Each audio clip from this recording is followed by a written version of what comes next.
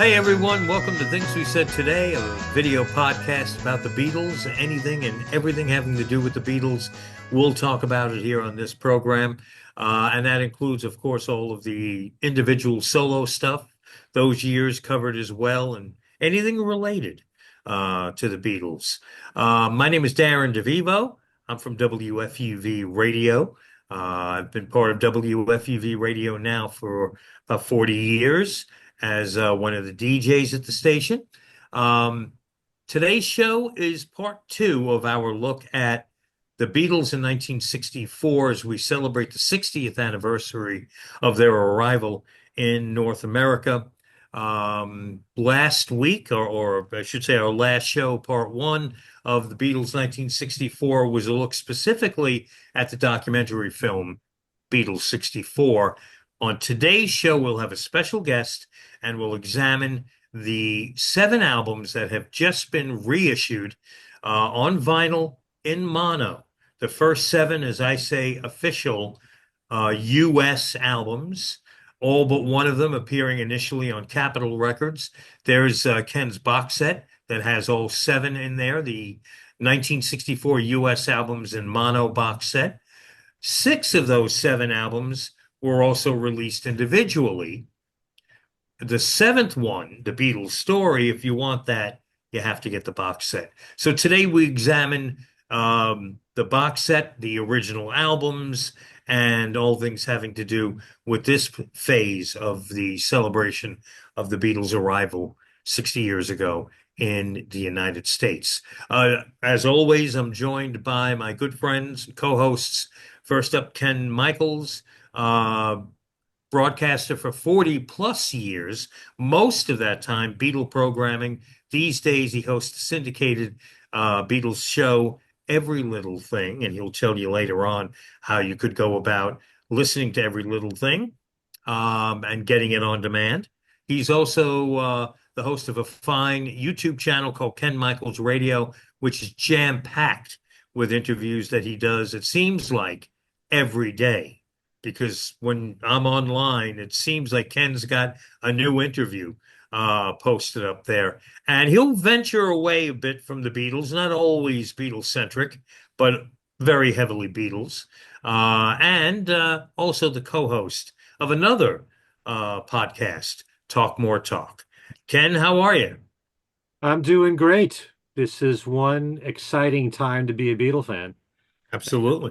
With all these releases coming out from Living in the Material World to the documentary, Beatles 64, and Ringo's new album next month. Oh, yeah, yeah, yeah. Box set too. And this is a happy, happy time for Allan Kozinn because, let's see, today is Friday, the 6th of December. We're recording this show on Tuesday.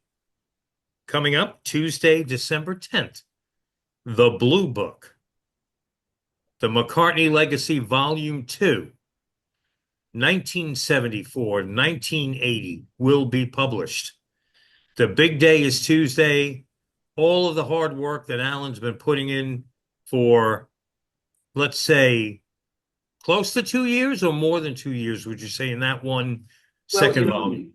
we took basically 10 years to do the first two. So we worked on them in a way at the same time. Okay. Similar. And I didn't, because I haven't gotten my copy yet of the new one. It's significantly, Thicker. maybe not significantly, it's noticeably, maybe not noticeably, it appears to be heavier and thicker than one. Yes, all those people who were disappointed that there wasn't enough detail in volume one, there's even more in volume two. So that's out on Tuesday. The McCartney Legacy, Volume 2, 1974 to 1980.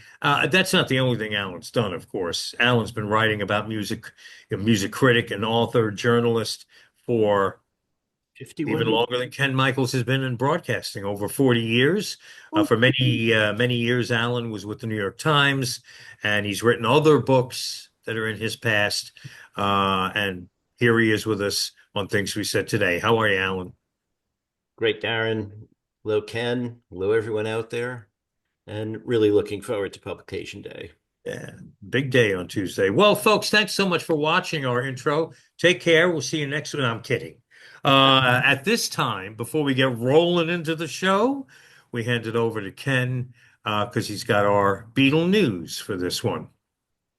Okay, thank you, Darren. I just want to start by saying, and I hate to start the news broadcast with something sad. Let's hope that it's not sad. Let's send our prayers out to Joey Molland, who, as we speak right now, this is December 6th. He's in the hospital. He's been in ICU, and he has ketoacidosis, which is something that diabetics get. Well, they shouldn't get. The actual definition of this, because I wasn't sure what it was, says the body breaks down fat at a rate that is much too fast, and the liver processes the fat into a fuel called ketones, which causes the blood to be acidic. Hmm. And he's kind of been drifting in and out of consciousness from what I've been hearing from his girlfriend who's been posting stuff on Facebook. So let's just hope he makes it out of this okay. Actually, one side note here is that the last few shows I was mentioning a tour that was taking place called It Was 50 Years Ago Today, and it was a star-studded band playing music from the Let It Be album and the Hey Jude album, and Joey Molland was supposed to be in the group, and he didn't show up. And I didn't know what was going on, and I did email Joey, and he never wrote back, and this explains it. I did hear um, that he was ill, and one of the other band members also couldn't make it, David Pack, into the lineup because he was suffering from vertigo, very bad case of it. And he said to us that Joey wasn't feeling very well. So this kind of explains what's been going on the last few weeks. I don't know how long he's been in the hospital, but let's just hope he's okay. I believe today's Friday the 6th. I think he went into intensive care on Wednesday, so that would be the 4th. He Okay. was not feeling well. Just reading between the lines, it sounded like he has not been feeling well, period, and had gotten to the point where they admitted him to the hospital, and I believe that was this past Wednesday, 2 days ago. Okay. Well, Joey, we're all thinking of you. Absolutely. And Joey was the first musician I ever interviewed, ever. really, And I think I had done a phone interview at WFUV with an author. He was in England. His name was Carl Dallas, and he wrote a book about Pink Floyd. There weren't many books at that time. Can't think of any. This was around the mid '80s. He wrote a book called Bricks in the Wall. I interviewed him. I don't know if that was before or after I had the chance to talk to Joey Molland, which was in 1987. And I cringe in a way when I think about the interview because it was my first, and I was so nervous, A, and B, so wet behind the ears when it came to doing things like that. One of my horror moments was happened in that interview when I asked him because they had reunited, they being Joey Molland and Mike Gibbons were back. Technically, I guess it never stopped the attempted reunion of Badfinger, but at this point in '87, Joey Molland and Mike Gibbons had a set band. They were at the Fest for Beatle Fest at the time, and I'm asked the question, where was Tom Evans and why was he not involved? And did not know that Tom had died. I think it was about 4 years. He died in 1983, if memory serves correct. And Joey was very gracious and cool about it because it didn't get much of any publicity, his passing. And I had never heard the news. He just was not there for this reunion, disappearance in '87. Other than that, horrible moment for me. Almost as bad as when I forget who the musician was in Quicksilver Messenger Service who had passed away the morning that I interviewed Richie Havens at FUV. Did not know Richie and him were very close, and mentioned just as we were about to go live on the air with an interview that it was sad to hear what happened to, I can't remember who it was, and Richie's face dropped. And it just completely broke the moment because he didn't even know. I don't think he knew his friend was sick. Yeah. I forget who it was. I wish I could remember one of the members of Quicksilver Messenger Service anyway. So yes, Joey Molland, um, get well soon. We're praying for you. We're thinking of you.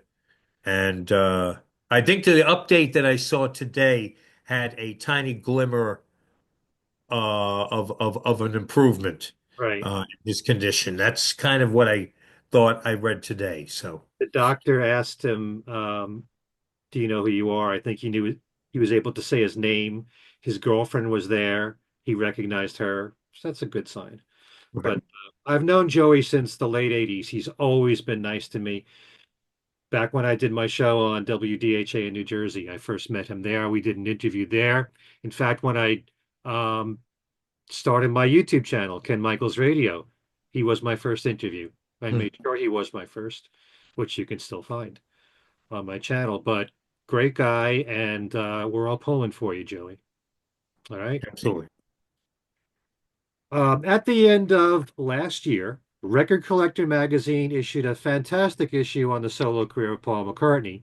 And now, a year later, they devote an entire issue of the careers of John Lennon and Yoko Ono, spending 116 pages examining their joint careers together and apart from 1968 to the present day, featuring some of the best writers, peers, admirers, and authorities. There's a look at the shift in public perceptions of Yoko. Terry Staunton looks at the Lennons on film. There's a brand new 7-page UK discography, as well as assessments of all their studio albums, features on their compilations, Plastic Ono Band singles, a look inside the Grammy-nominated Mind Games box set with co-curator Simon Hilton, and a look at the releases of Julian and Sean, plus key rarities and much, much more.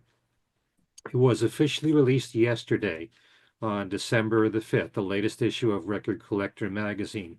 Paul McCartney continues his Got Back tour and currently is in Paris, where he performed Michelle in concert, the first time since 2018. Paul's tour continues with dates in Spain and the UK, ending on December the 19th. News breaking today is that the Royal Mint has unveiled a coin collection honoring Paul's groundbreaking career. This official Paul McCartney coin features Paul's iconic magic piano, as well as piano notes personally chosen by Paul, a Hofner violin bass guitar, and the Wings logo. The 5-pound coin collection is available in a range of finishes, as well as colored editions, which brings the magic piano to life for fans. And Paul is quoted as saying, "This feels like a huge honor.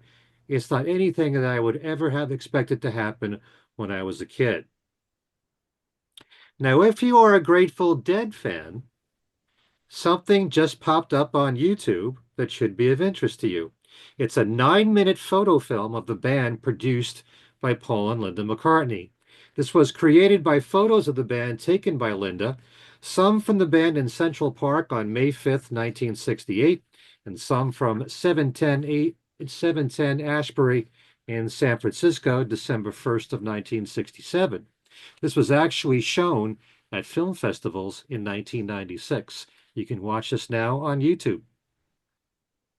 According to Music Radar, over 300 pages of typed documents compiled by groups by the Beatles' various advisors and legal representatives were found in a cupboard where they had been stashed since the 1970s.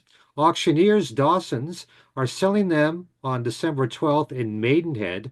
They are expected to fetch anywhere from £5,000 to £8,000.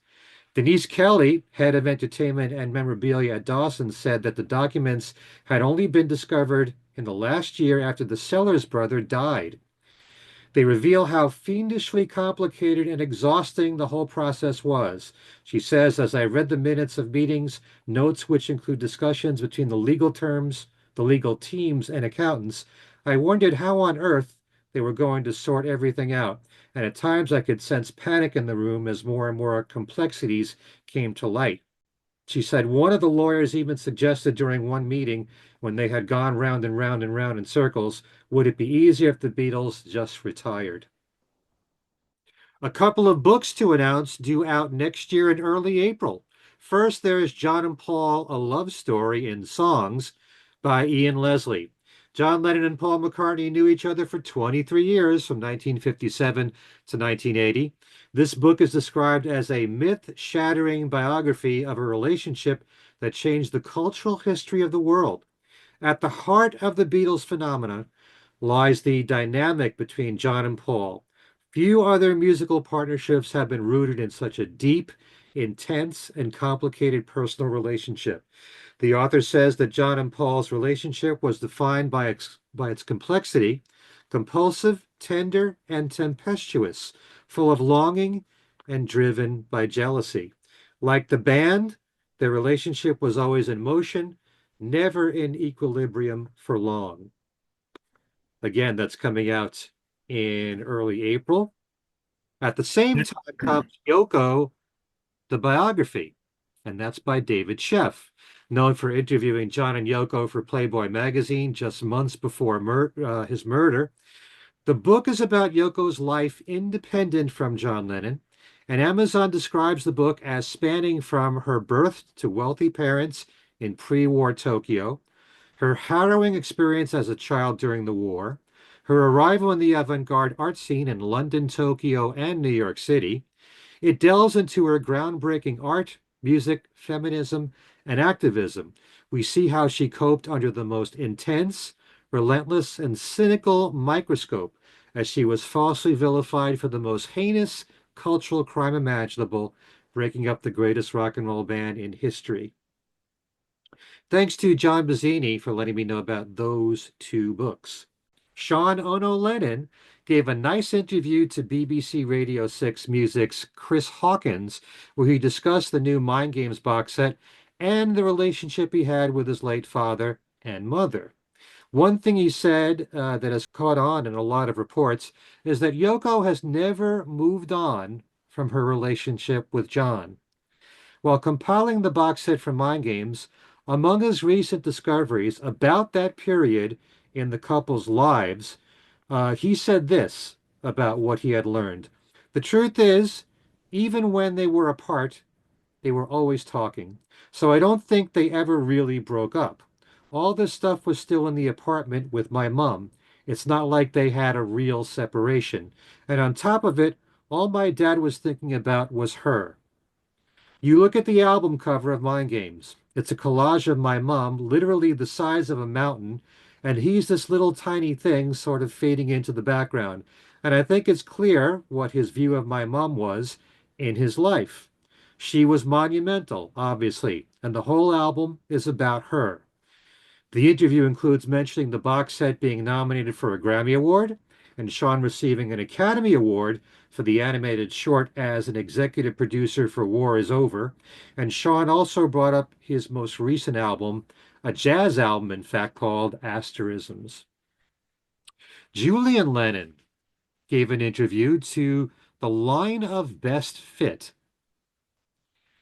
That's the name of the company, ahead of the release of his new photography book, Life's Fragile Moments.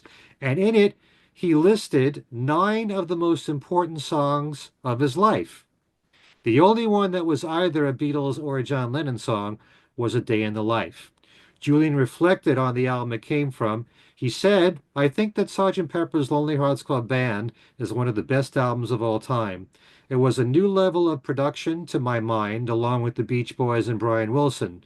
They'd taken things up another notch from all that had gone before. And that's partly due to George Martin. Without him, I think the Beatles would have been another band entirely.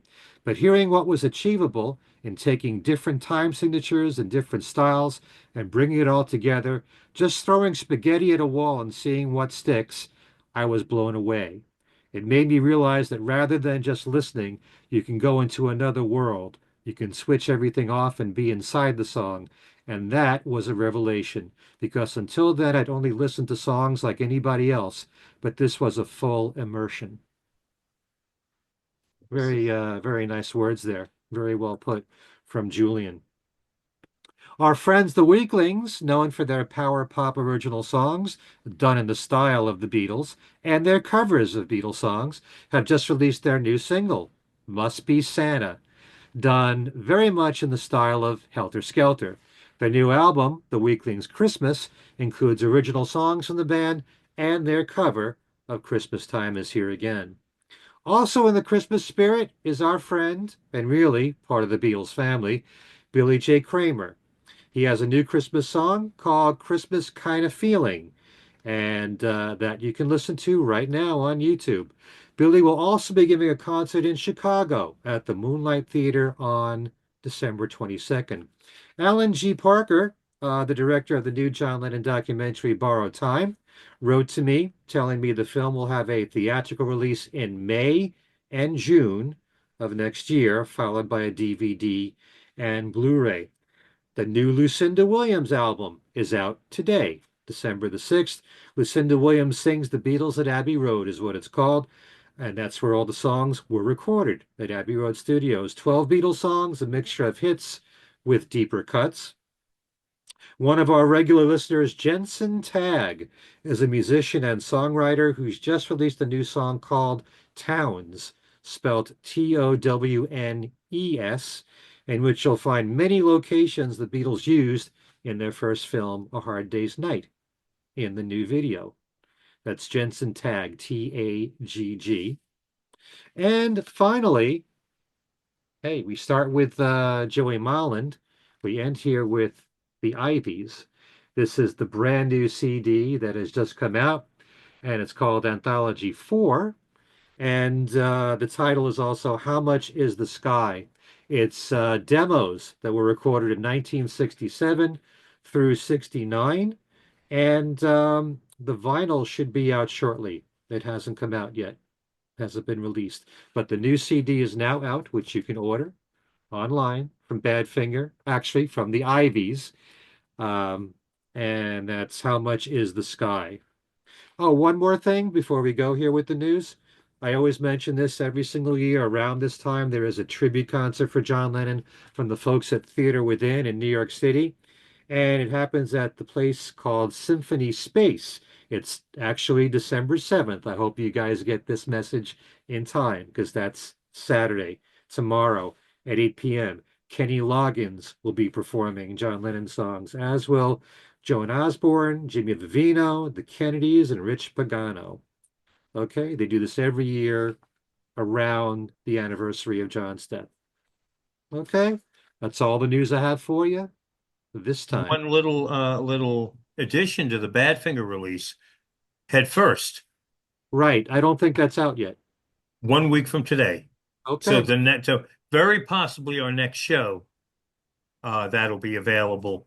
But Head First is coming out as well, the Lost Badfinger album. right. So And these early demos, by the way, were before Joey Molland was in the band. And Head First is right after Joey Molland left the band. right, true. So, All right. Thank you, Ken. Good news. yes. And you have good news of your own to share I with us. do? Oh, yes, I do. I have news. I forgot. Yes, well, last week on our Beatles 64 Part 1 show, we had a contest where we gave away copies of the 6 Beatles albums that have just been reissued on vinyl in mono. And these are 6 of the 7 that appear in the box set. The 7th is the Beatles story. That's not available individually, and we didn't have that as part of these prize packs.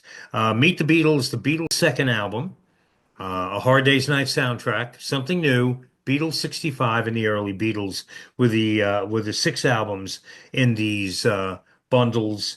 And we asked you to write in, send emails, answer the trivia question, which was which one of these Albums. Which one of the first 7 official US albums was not on Capitol Records?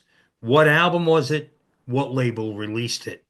Most of you got the soundtrack to A Hard Day's Night was not on Capitol. It was on United Artists Records. That was the right answer. Some of you got it wrong. Most got it right.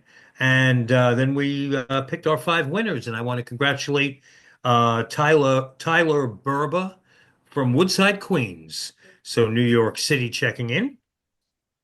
Lauren Onke from Silver Spring, Maryland, was a winner. We heard from Chris Sargent in Lowell, Massachusetts, and 2 winners out of the state of Michigan, Guy Enriquez from Kalamazoo and Mark Williams from Livonia. The 5 winners of our contest, each one is going to get a bundle of 6 albums. They've been notified, and they were very excited, like they would be like disappointed that they won. But thank you to everyone for contributing. We really appreciate hearing from so many of you, and a special thanks to Jennifer Ballantyne from A-Side Media. Jennifer made this contest possible by making these 30 albums available, these 30 LPs for this giveaway. So thank you to Jennifer Ballantyne and to everyone for entering, and congrats to Tyler, Lauren, Guy, Chris, and Mark. And now on to part 2 of our celebration of the Beatles, 1964, celebrating the 60th anniversary of their arrival in the United States. It gives me great pleasure to welcome back our dear friend, Beatle historian, Beatle expert, author, lawyer, New Orleans Saints fan, Bruce Spizer. And now on with the show. And as we mentioned last show and earlier, this is sort of our part 2 of a look back 60 years. I always want to say 50 because I can't believe 60 is now coming into play here, but 60 years looking back at the Beatles' arrival in North America in 1964. Last week, we discussed the documentary, Beatles 64. This week, our second show, part 2, taking a look at the recently reissued Capitol albums, and our very good friend Bruce Spizer, who is the expert of experts when it comes to this material, really when it comes to anything having to do with the Beatles, just about. We thought we'd call on Bruce Spizer to join us for this show as we dissect what I refer to as the first 7 official US albums, but there's couple of asterisks and footnotes to that description. So for the sake of those folks, Bruce, who aren't too familiar with the history or maybe get confused by it, and also for me, because sometimes details leave this thing and get lost, let's set the stage for the Beatles arriving when they arrived and ending up on Capitol Records when they ended up seeing their music coming out in this country. Basically starting, they signed to EMI, assigned to Parlophone Records in the UK, and the ball was rolling as of the release of the Let Love Me Do single over in the UK in late 1962. And now I hand it off to you, Bruce, and get us to where it's now time for the American audience to hear this phenomenon called Beatlemania, or hear of the Beatles. Well, let's first of all keep in mind that when the Beatles were first signed to Parlophone, it was a very low expectation project, shall we say. And George Martin didn't necessarily believe in the group at that time, and certainly the people at EMI did not. And so Love Me Do came out, and it was offered to EMI's United States wholly owned subsidiary, Capitol Records. And there was a guy named Dave Dexter at Capitol, and what Dexter did was R&B and jazz type stuff. He's a very gifted producer, produced Julia Lee, wrote for Downbeat, and a very talented man, but he didn't get rock and roll. And he listened to Love Me Do, and he later said the reason why he immediately rejected it was he didn't like the harmonica. He felt that harmonica was a blues instrument and had no place in pop music or rock and roll. And so it was no big deal when he rejected it because the Beatles weren't anybody famous at that time. And the next record comes out, Please Please Me, and as George Martin famously tells the group, boys, you've just recorded your first #1. And he's all excited because he feels that Capitol Records will put the record out and maybe the Beatles will become the first British act to have sustained success in the US. I mean, Cliff Richard was big in England, but Capitol put out a few of his singles and nothing happened. And so, anyway, Dexter listens to Please Please Me. And what's the problem with Please Please Me? Right at the introduction, there's that darn harmonica again. So Dexter rejects it. And the story may have ended, but EMI had a company in the US called Transglobal. And what they did for the most part was they placed US records that they would get them and over in the UK, but it worked both ways. And if Capitol turned someone down, then perhaps they could get them out. Well, Transglobal had an attorney who was named Paul Marshall, who was familiar with the VJ label for a few reasons. One of them being that VJ had some blues records by people like Jimmy Reed or John Lee Hooker that ended up coming out, on EMI labels in the UK. And in addition to that, there was a guy named Frank Ifield from Australia who moved to England and recorded a couple of hit singles. And one of them, called I Remember You, VJ put out in '62, and it got all the way up to #5. So when Capitol turned down the Beatles and Atlantic showed no interest in other majors, Paul Marshall asked Ewart Abner, the president of VJ, would you guys want to put this out? And they felt, we got nothing to lose. So they put out Please Please Me, and it sold about maybe 5,000 copies. It had actually charted in certain markets like Chicago, where VJ was, but also places like Miami and San Bernardino, California. And it wasn't, it was a flop really, but it didn't chart nationally. And so the history gets a little bit off the rails by some people where they say, and then Capitol turned down From Me to You. Nope, they didn't. VJ had a 5-year contract for Please Please Me and ask me why. But in addition, they had a right of first refusal for the length of the contract, which was 5 years. So VJ put out From Me to You, and it did a little bit better. But what really hurt From Me to You is Del Shannon did a cover version of From Me to You. And in the US, the Del Shannon cover version got more airplay than the Beatles version. So VJ, summer of '63, is going to put out the Please Please Me album, but with some minor modifications. US albums have normally 12 tracks rather than 14. The short story, royalties in the UK are done on a per disc basis. The number of different publishers get their pro rata share of the royalties. In the US, there's a mechanical license per song. And in the US standard was 12, and if they put out 2 more songs, they'd have to pay for 2 more songs. So VJ was going to put out Introducing the Beatles in July, but the company ran out of money. You can't make this stuff up. Why? Their president, Ewart Abner, had gambling debts. And so he, quote, borrowed company money to pay off his gambling debts.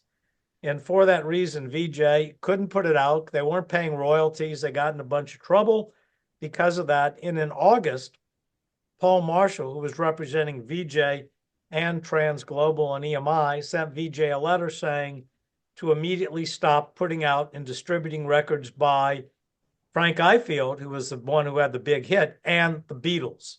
Beatles, by the way, was spelled with 2 T's as Beatles in that famous telegram.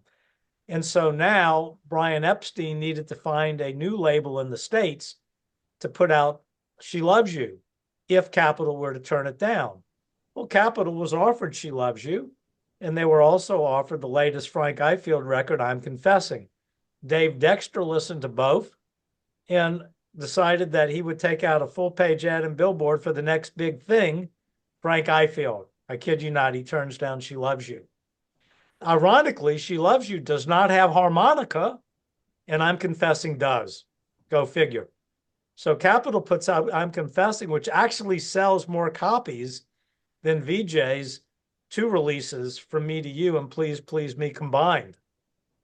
So now She Loves You comes out and it flops on Swan. The contract with Swan is a much more restricted. It's a 2-year deal. It's for She Loves You and I'll Get You. And the only option that they really have is if they sell 50,000 copies of She Loves You, they get one more Beatles single. But She Loves You flops. Capitol, meanwhile, begins to realize there's a lot going on in the UK with the Beatles, but they're not quite ready to sign them. And when I Want to Hold Your Hand is out, and for Capitol, can they do something with it? Dexter, although he denies it, but he incredibly turns it down a fourth time. And at that point, Brian Epstein calls up the president of Capitol, Allan Livingston, and says, I'm the manager of the Beatles. Why won't you put out our records in America? And Allan says, quite frankly, I've never heard them. We've got this guy Dexter that makes those decisions. And Brian says, well, would you give him a listen and call me back? And Allan Livingston listens to I Want to Hold Your Hand and says, Dex, what's going on here? And Dex says, they're a bunch of long-haired kids, they're nothing. And Allan nonetheless says, look, I think I Want to Hold Your Hand could be a hit. And so Capitol is going to put out I Want to Hold Your Hand. They have a little bit of work to do in that they contact Swan and say, look, by the way, that rider you signed, we're interested in putting out the next single. Is it okay? Will you all sign something to the effect that you're not interested in the Beatles? And Swan does so because She Loves You bombed on their label. So Capitol believes they're now completely clear to put out the Beatles records. And Capitol goes ahead and is going to put out I Want to Hold Your Hand. But here's the interesting thing. They're going to market the Beatles as a rock and roll band. In the UK, the B-side to I Want to Hold Your Hand is This Boy, which is not a rocker. So Dexter decides to put I Saw Her Standing There, which is the lead track on the Please Please Me album, as the B-side for I Want to Hold Your Hand. Capitol gets ready to release that single. It's going to come out in January, mid-January. And that's all good and well until a few things happen. And, why did the Beatles break so big so quickly in the US? It took a perfect storm, as they say. The first domino to fall is that the CBS Evening News on September 1 of 63 decides to expand its broadcast show from 15 minutes to 30 minutes. Why is that important? Because with 30 minutes, you can run feature programming, as the CBS Morning News with Mike Wallace was doing. And with a bigger budget with the evening news, they can do more. So CBS is hearing from their London bureau, there's this group, the Beatles, that's attracting big attention there. And they have their bureau do a story on the Beatles. And this story films the Beatles at Bournemouth, England on November 15th. They put together a story with Alexander Kendricks is one of the men on there. And it all comes together, and CBS is going to broadcast that on the CBS Morning News and that evening on the CBS Evening News. And it does get broadcast on a Friday morning on the CBS Morning News with Mike Wallace. But nobody remembers that broadcast because a few hours later, President Kennedy is assassinated. And obviously, it's not broadcast on the evening news. So Walter Cronkite, a week or so later, begins thinking, maybe now would be a fun time to launch that story. It's been enough time after the Kennedy assassination. Let's run something light on the evening news. And so it runs that evening, December 10. And the amazing thing about it is that two people in particular see it, and both of them have interesting reactions to it. One is a 15-year-old girl named Marcia Albert from Silver Spring, Maryland, and she sees it, and she writes a letter, because there was no email in those days, to her favorite radio station, WWDC, and says, why can't we have music like this in America? And Carol James, who's a DJ there, reads the letter, and he had also seen the broadcast. And he knows somebody who is, as they called him in those days, a stewardess with BOAC, the forerunner of British Airways, and goes ahead and basically asks her, can you bring me the Beatles' latest record, which happens to be I Want to Hold Your Hand. And so he's ready to put that on the air. Another very important person who saw that broadcast is Ed Sullivan. And Ed Sullivan, a month earlier, had booked the Beatles to be on his show twice in February, and they were going to film a third broadcast, which they might show if the Beatles, merited having again. Ed Sullivan, after the broadcast, gets all excited and calls up Walter Cronkite. And Cronkite, when he gets off the set, remembers getting this call, and basically Ed says, Walter, what can you tell me about those bugs or whatever they call themselves? And so basically, he begins promoting the fact he's going to have the Beatles on his show on February 9 and 16, which is kind of early for promoting something. So anyway, the perfect storm is really about to develop because Carol James gets this single and he puts it on the air on December 17th of 63 and gets Marcia Albert to introduce it. And they taped it. And in a very cute voice, very nervous, she says, and now, for the first time anywhere in America, here they are, the Beatles with I Want to Hold Your Hand.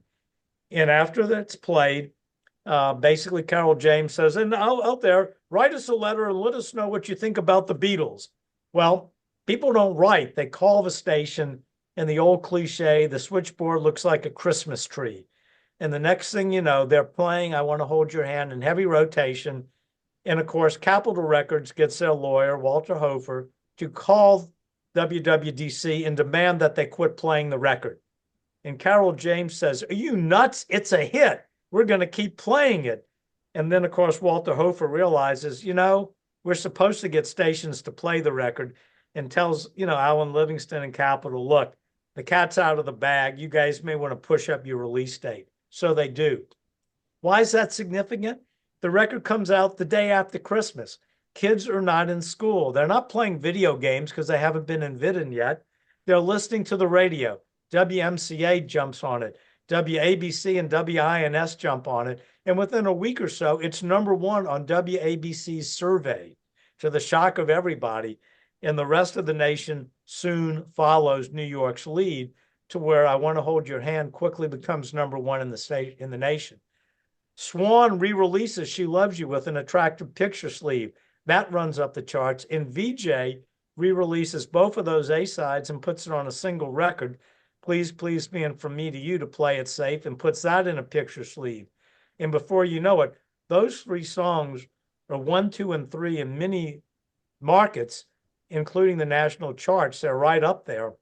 So when the Beatles are on the Ed Sullivan Show, rather than the usual 20 to 30 million people tuning in, 73 million people tune in.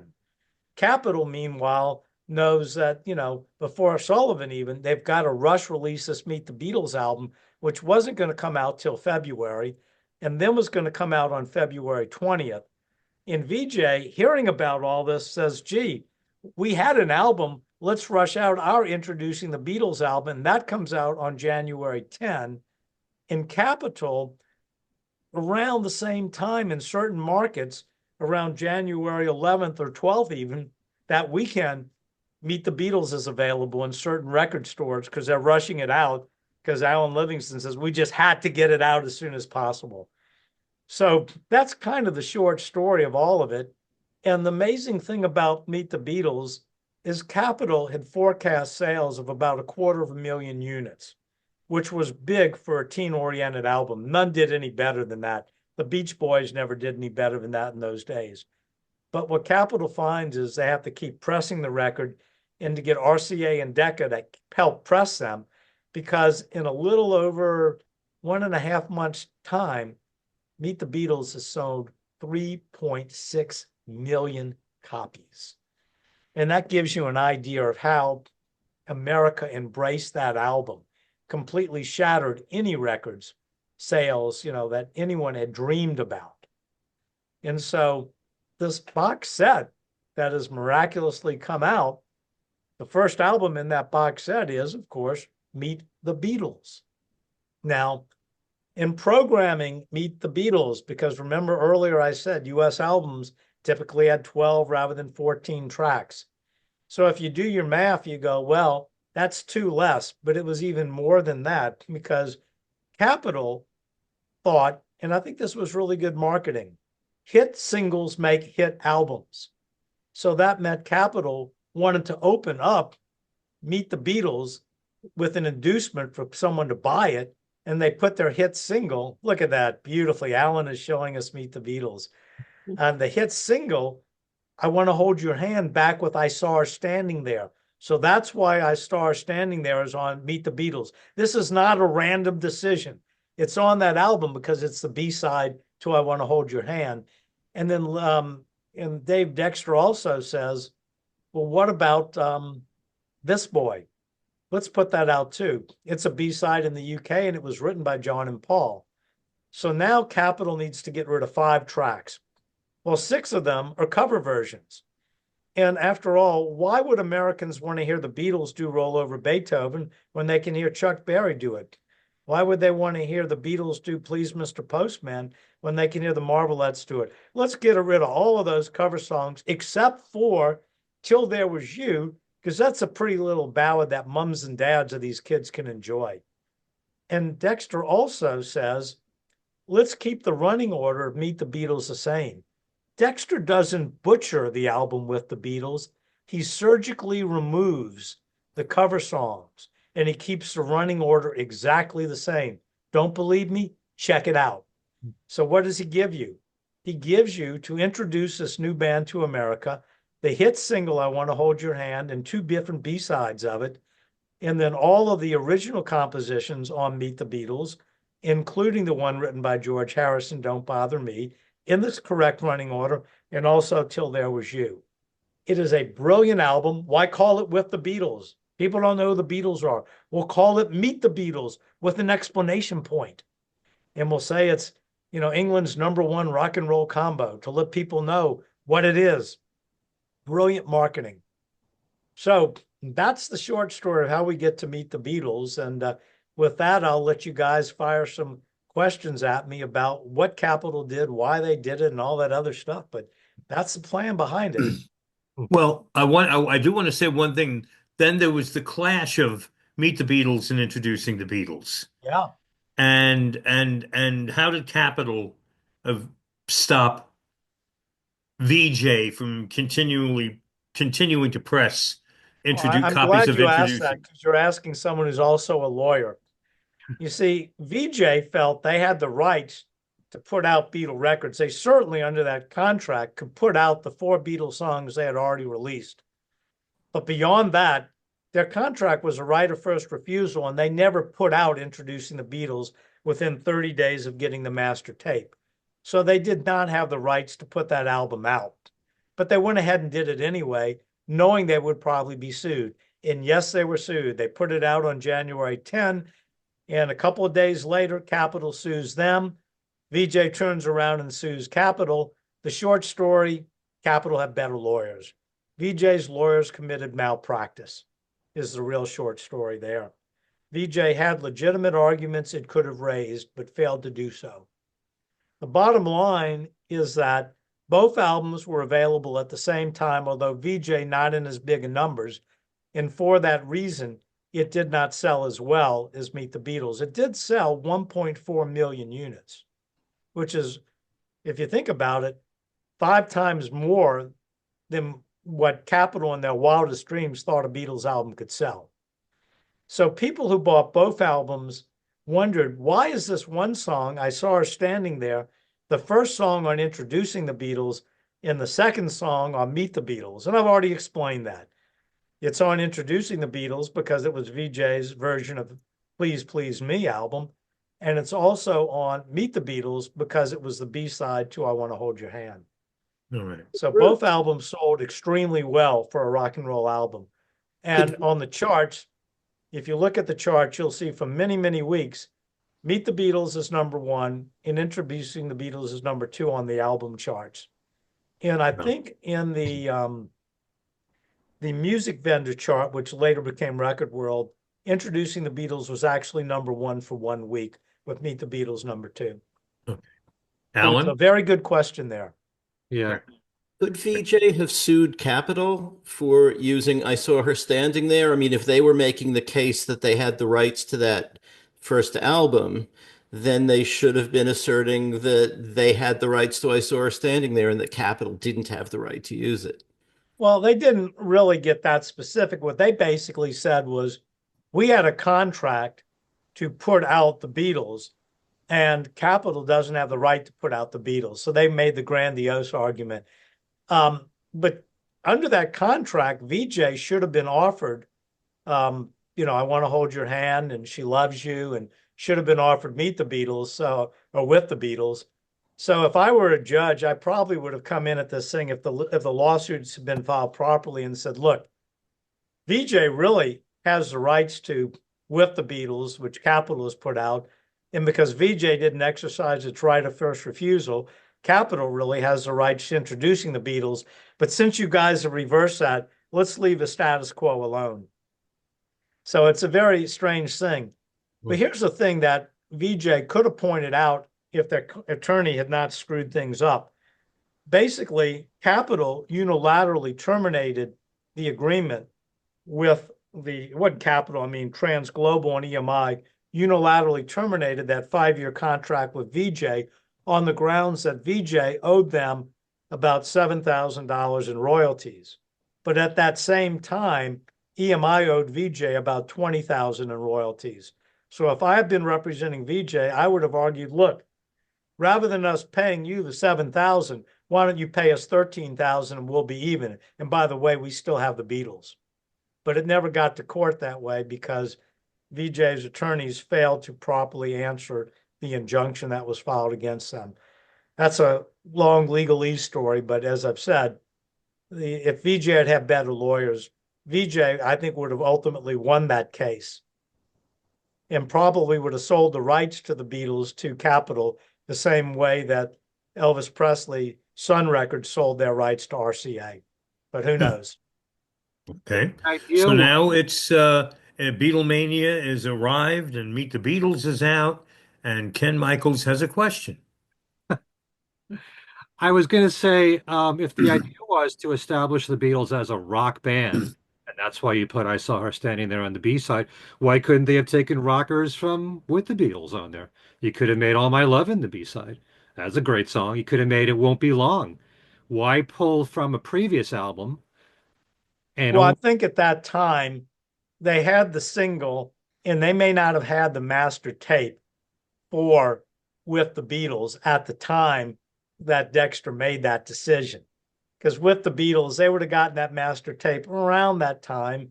And, maybe Dexter just, listened to it and just thought, I like that song. It's a really great rocker. Let's go with it. I mean, if you're listening to the things that the Beatles did, I Saw Her Standing There for an original Beatles song is probably about as big a rocker as you get. It's got that exciting 1, 2, 3, 4 intro, which is a natural. And by the way, on Introducing the Beatles, the person who engineered it apparently thought the count in was a mistake and shouldn't be on the tape. And if you listen to Introducing the Beatles, it literally opens up with Paul yelling, 4! So for the golfers out there, maybe they duck when they hear that. So, but I think Dexter made a really good choice I Saw Her Standing There got to number 10 on the charts as a B-side. So I Want to Hold Your Hand. He wasn't going to pick Little Child, obviously, because that harmonic. Yeah. But not only that, I mean, B-sides have the reputation of songs that nobody really cares about and are not worth listening to. Why emphasize the importance of a B-side, the B-side of I Want to Hold Your Hand? Suppose they didn't like I Want to Hold Your Hand. As Alan Livingston's wife, Nancy Olson, who was an actress, famously has said, and I remember interviewing Alan, and she walked in the room during the interview and she said, Alan played it for me. And I listened to it and I looked at him and said, I want to hold your hand. Are you nuts? That's not a hit. So maybe Livingston said, look, let's put a rocker on both sides. Maybe Livingston gave that directive. But the point was they wanted a solid rocker on both sides in case they didn't like I Want to Hold Your Hand. Play it safe. Remember, there were times, you can think of many examples where the A side gets flipped and the B side becomes the big hit. That's relatively, rare, but it does happen. Mm-hmm. So I'm a little fascinated by the VJ stuff. I'm not sure why, but I know that all through the 70s, um, I had a job in a record store, and we used to have in the cutout bin lots and lots of VJ records, which I now know were fake. Um, and before we got on, you were saying about we had a joke about the VJ record actually in a way being a bootleg. But I'm wondering if, given the history that you've just given and the fact that they hadn't exercised their first refusal and just put out the album and in a way even the official VJ ones probably could be considered bootlegs too, sort of. I wouldn't call them Gray bootlegs. area. I mean, they didn't have the rights per se to put it out, but, nonetheless, it was by a company that did have a contract to put out Beatle records. Mhm. And as I've said, what Judge Spizer would have just said, both of you all put out the wrong album, but let's leave it alone so, we don't have to, undo and redo things. But I think the VJ stuff is very fascinating. I mean, people will say, well, why wasn't introducing the Beatles in the box set? Well, I didn't make that decision, and I can only guess as to why that decision may have been made. One of them being that it really wasn't anything unique. It was the Please Please Me album without two songs, although there were two versions of the album. Capitol also sued them for putting out Love Me Do and P.S. I Love You on a mechanical license issue, claiming they didn't have the right to put out those two songs. And the court said, that's true, you don't. And so VJ said, fine, we'll take it off the album and add Please Please Me and Ask Me Why. So there are two different versions of it, but both of the albums introducing the Beatles only have 12 tracks.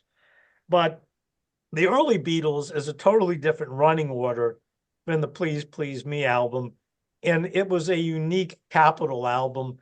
So I think that's the reason it was included in the box set. It was not actually released until March 22nd of 1965, I mean, which means technically it didn't come out in 64. So what's it doing in a 64 box? Well, the songs on it came out in 64. And so let's go ahead and do it that way. And for those people who, by the way, were buying Beatle records, in the 65, 66, all the way up to 1995, the early Beatles was a legitimate release for the songs that were on the Please Please Me album in the United States. Mm-hmm. So that's kind of the way that, and we can talk about the early Beatles, later on as we go through them. But I think, that Meet the Beatles was that perfect album to, dare I say, introduce the Beatles to America. And people go, well, they butchered. No, they didn't butcher. It's sacrilege. How could they do this? Let's put everything in context. In 1964, and before then, certainly, we were not in a global community. In every country marketed music what they thought was best for their own market. Mm-hmm. Canada did their own thing. Japan had their own version of introducing the Beatles, totally different than the US version. So this was normal. And it wasn't just Capitol. If you look at the albums by these other British groups, mm-hmm. you will see they are different.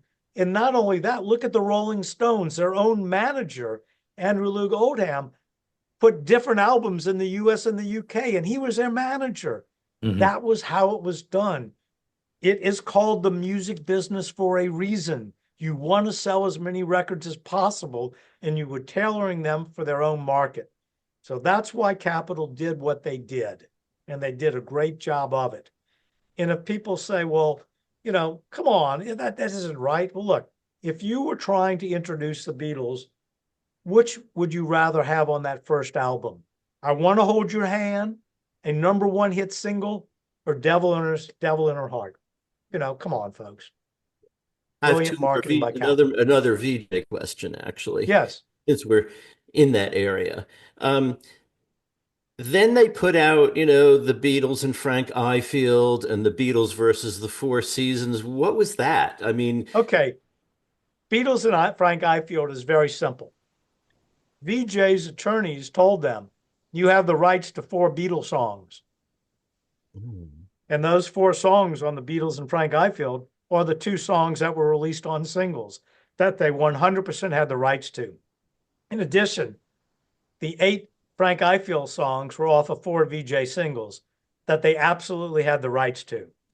So the Beatles and Frank Ifield was a fallback album. If Capitol sues us, they get an injunction, the courts enforce it, and we have to, stop putting out Introducing the Beatles. At least we've got this album with 4 Beatles songs on it. That's what that was about. Capitol, they reached a settlement down the road. The other thing, though, that Capitol was thinking was, the Introducing the Beatles has a really blasé cover. And the back cover, because they couldn't find the liner notes, is just the song titles. And they got the idea, what if we put out this album in an attractive magazine-like cover? And that's what Song Pictures Stories of the Fabulous Beatles was. It was the Introducing the Beatles album inside a different jacket. Right. And so, of course, Capitol claimed foul when they heard about it, said you can't do that. And Capitol sued them. And VJ said, wait a minute, Judge. All we've done is put out Introducing the Beatles in a different cover. Exhibit A, here's a Nat King Cole album Capitol put out, and here's that same album with a different cover, Judge. All we've done is what everyone in the record industry does all the time. And the judge said, that's fine, you can do it. VJ also wanted to put out an album that combined songs by the Beatles and Frank Ifield. And George Martin said, nope, you can't do that. And VJ thought, we can't do that, but what we could do is put out Introducing the Beatles in a different jacket and make it a double album and stick in a Four Seasons album. That we can do. And that's how the Beatles versus the Four Seasons came about. Very clever marketing. One thing about VJ, a little fact, VJ had the rights to 16 Beatle songs when they settled the case. How many records did they put out with those 16 songs? 16, when you count all the different singles and all the other stuff. Pretty creative marketing. So, Allan, that is why VJ fascinates you. It should. It's incredible marketing. And I guess my final VJ-related question is, did all of this incredible marketing help Abner Ewert pay off his gambling debts? It helped a bit. But the problem was he had, probably about $300,000 to $400,000, which in today's dollars is a lot of money. We're talking millions of dollars. In VJ and their settlement with Capitol had the rights to the Beatles, the 16 songs, through October 15th, 1964, which by then nobody would be listening to the Beatles anyway, right? So it was a pretty good deal. Well, yeah. And VJ, of course, had to pay royalties on that. And that's how we know how many records VJ sold, because they had to send these royalty payments to Capitol Records. And I had access to that. And it was that information that I used to get those VJ records certified by the RIAA. So if you go to the RIAA website, you will see that Introducing the Beatles is certified gold and platinum, and that certification took place in 2016. You also see that the Twist and Shout single and the Love Me Do single and the, what was the Twist and Shout? Please Please Me single. Those are also certified gold and platinum through the paperwork that I supplied to the RIAA. And Do You Want to Know a Secret is certified gold, but it didn't hit that million sales. So it was not certified platinum. We were only able to certify sales of 925,000, although over 1 million were distributed. That's another crazy story. But bottom line is that those records were certified in 2016 through documents that I obtained from the controller of the company when I did the book, The Beatles Records on VJ. And now we know why Bruce wrote the liner notes for the 7 albums that are in this new box set. Next album, the Beatles' second album. Take it away, Bruce. That's a fun one because Capitol learned a lesson. Remember earlier I said, capital reason, why would an American want to hear the Beatles do Roll Over Beethoven when they can hear Chuck Berry do it? Well, in Canada, Capital of Canada released a single that had Roll Over Beethoven and Please Mr. Postman on it. And that single was imported into the US to the tune of about 350,000 copies. Capitol noticed that. Distributors were saying, why can't we get, Roll Over Beethoven to put out as a single? And Capitol informed EMI that they were going to put out Roll Over Beethoven, Please Mr. Postman as their next Beatles single, their follow-up to I Want to Hold Your Hand. As best I can determine, word got to George Martin on that while George Martin was in the States at the same time the Beatles were in February of 64. And George Martin flew out either from New York, I guess it was probably New York, flew to Capitol headquarters on, Hollywood and Vine, the Capitol Tower. He flew out to LA and said, look, this does not represent the group's modern sound. We have a new record that'll be coming out in March called Can't Buy Me Love, and got them a tape of it and said that needs to be the new single, and Capitol agreed. But they were able to put the single out ahead of the UK because Capitol was saying, we've got so much demand for this, let us put it out. So Capitol knew that Roll Over Beethoven could have been a hit single. So now Capitol is going to assemble their second album. They call it the Beatles' second album, but anyone who can count knows it's at least their third album, right? Because you've got, the VJ album, the Capitol album. So, but they call it the Beatles' second album. Why? They want to trivialize anything else that's out there. Folks, this is what you need, the second Beatle album, and it's on Capitol. Well, what do they start with? They start with the 5 songs that now they realize kids will listen to. So they take those 5 rock and roll songs, for the most part, all pretty good rock and rollers, from With the Beatles. That's their cornerstone. Now they need more. Hey, you know what? Hit singles make hit albums. Why don't we put out She Loves You? Remember I said earlier, the contract with She Loves You, that leasing agreement, was only for the singles format. So Capitol can put out She Loves You and I'll Get You. And we're moving up pretty good. Now we're up to 7. Well, we've got that new single, Can't Buy Me Love. Why don't we put the B-side of that out? You Can't Do That. That gets us up to 8. And, George Martin sent us a tape of From Me to You and Thank You Girl in both mono and stereo. Now, VJ put out From Me to You as a B-side to Please Please Me, but they've never put out Thank You Girl, or so they think. They're wrong. Thank You Girl had come out as the B-side to From Me to You on VJ in the summer of 63.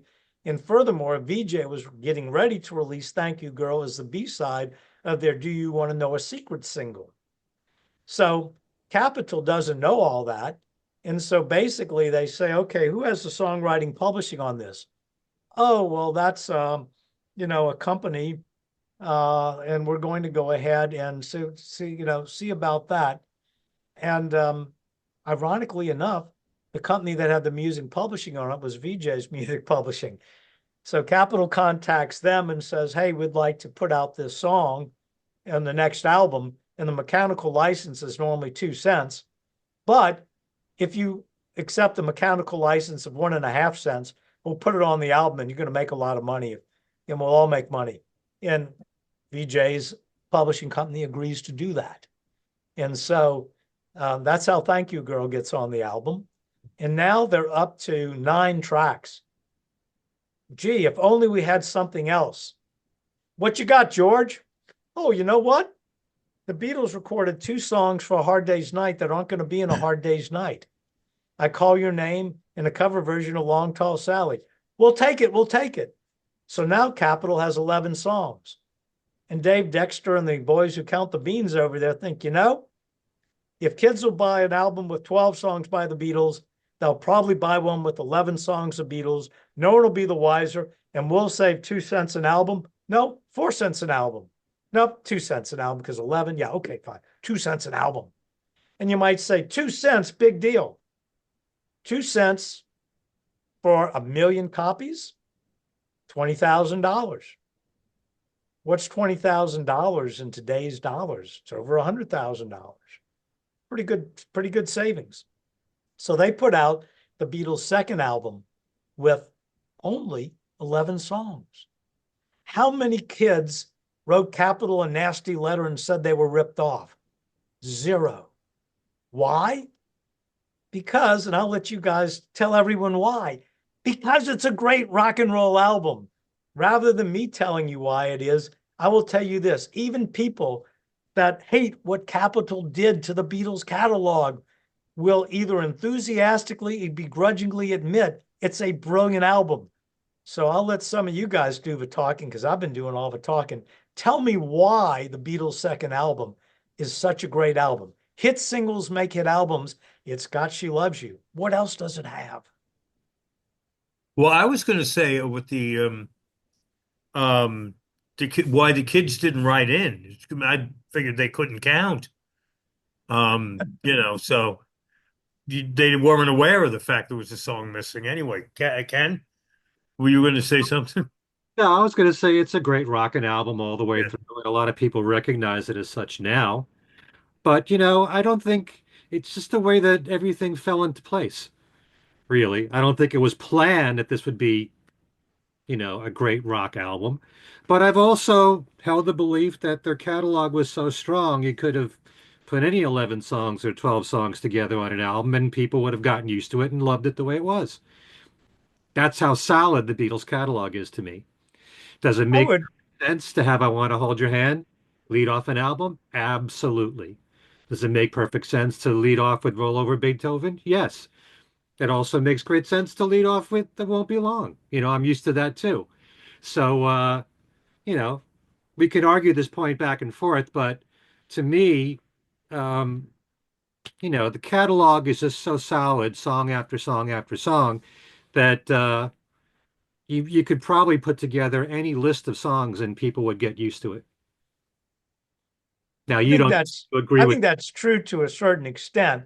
But when you look at it and you say you've got an album that opens up with, as you say, the excitement of Roll Over Beethoven and just one song after the other, you get She Loves You, which you wouldn't get on a British album.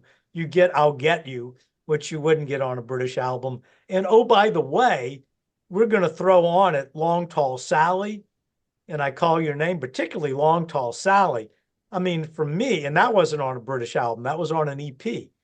But to me, the two greatest rock and roll vocals of all time are Twist and Shout with John Lennon and the Beatles and Long Tall Sally with Paul McCartney and the Beatles for just pure rock and roll, great vocal excitement. I don't think anything beats it. Hmm. I mean, to me, I hate to say it, but I think Paul out Little Richard's Little Richard, or he takes the Little Richard to a new level, as Yeah. we more politely could say. There's just nothing like it. Just an incredible vocal. I was one.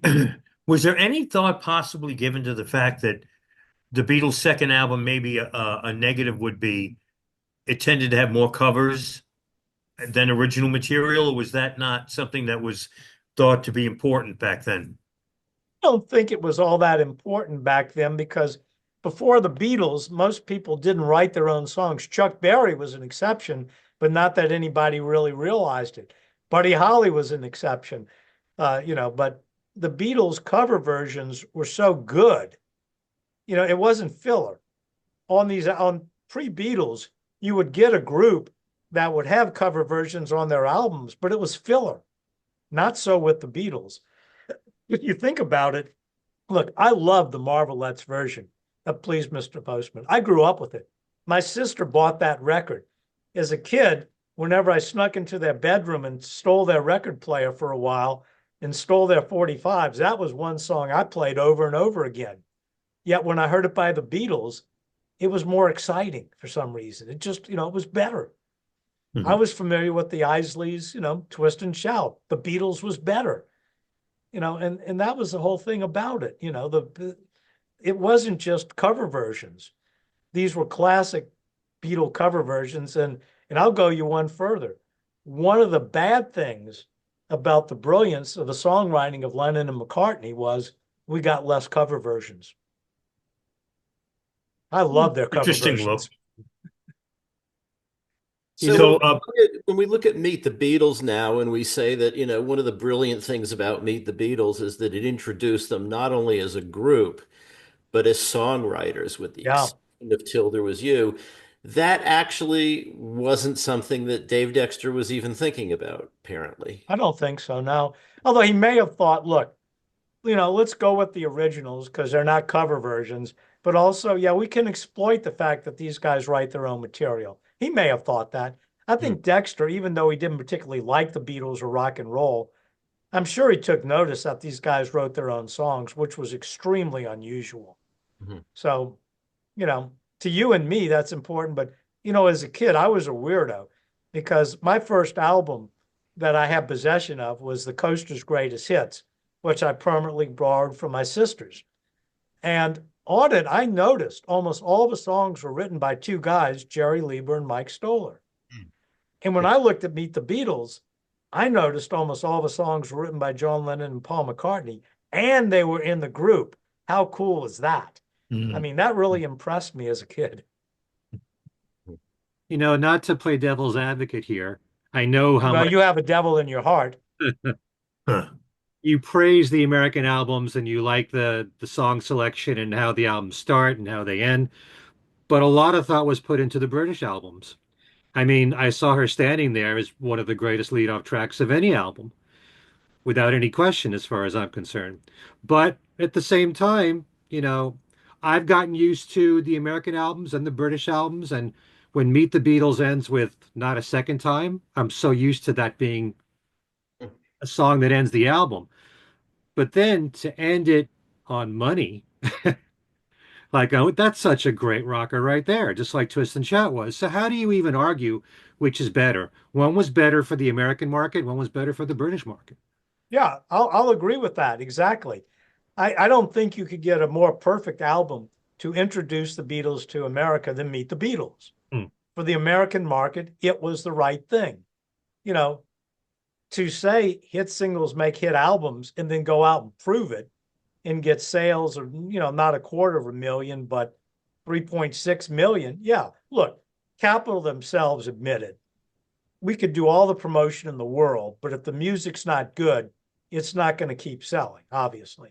Right. And you're right. I could program Meet the Beatles differently, and maybe it would have been a big hit. In Japan, their Meet the Beatles had, the 5 A-sides from the first 5 singles on it.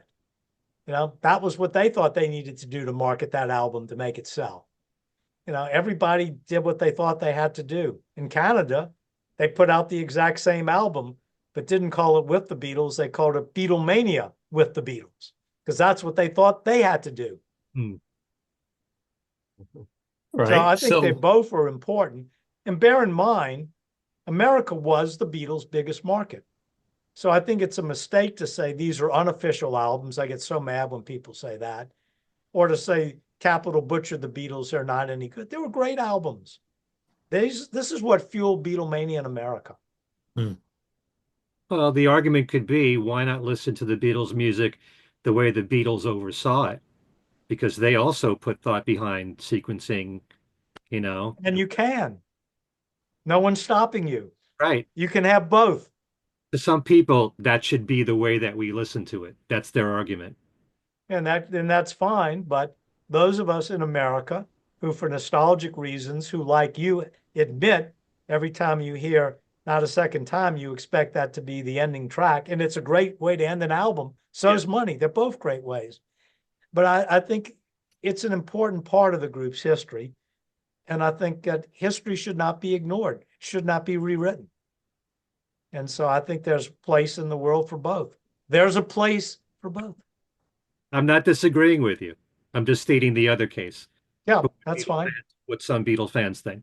But in a way, historically, the other case could never have been because Capitol wasn't interested in having to pay royalties on 14 songs. So it was sort of a non-starter as a possibility of having the British albums, plus the idea that, as Bruce said, it wasn't a global market and, which it is now. I think now if it happened now, Capitol might well have put out the British albums as they decided in 1987 to do with the CDs.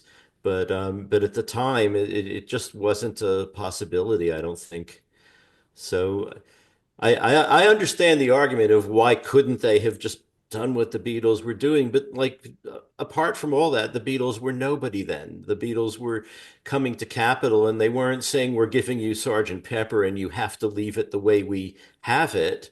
They were a pop group hoping to make it in the US, and Capitol was, it turns out like reluctantly saying, yeah, okay, we'll do what it takes to make you make it in the US, but after turning him down several times. I So, think, Alan, that's, I agree with you that they were going to do something different.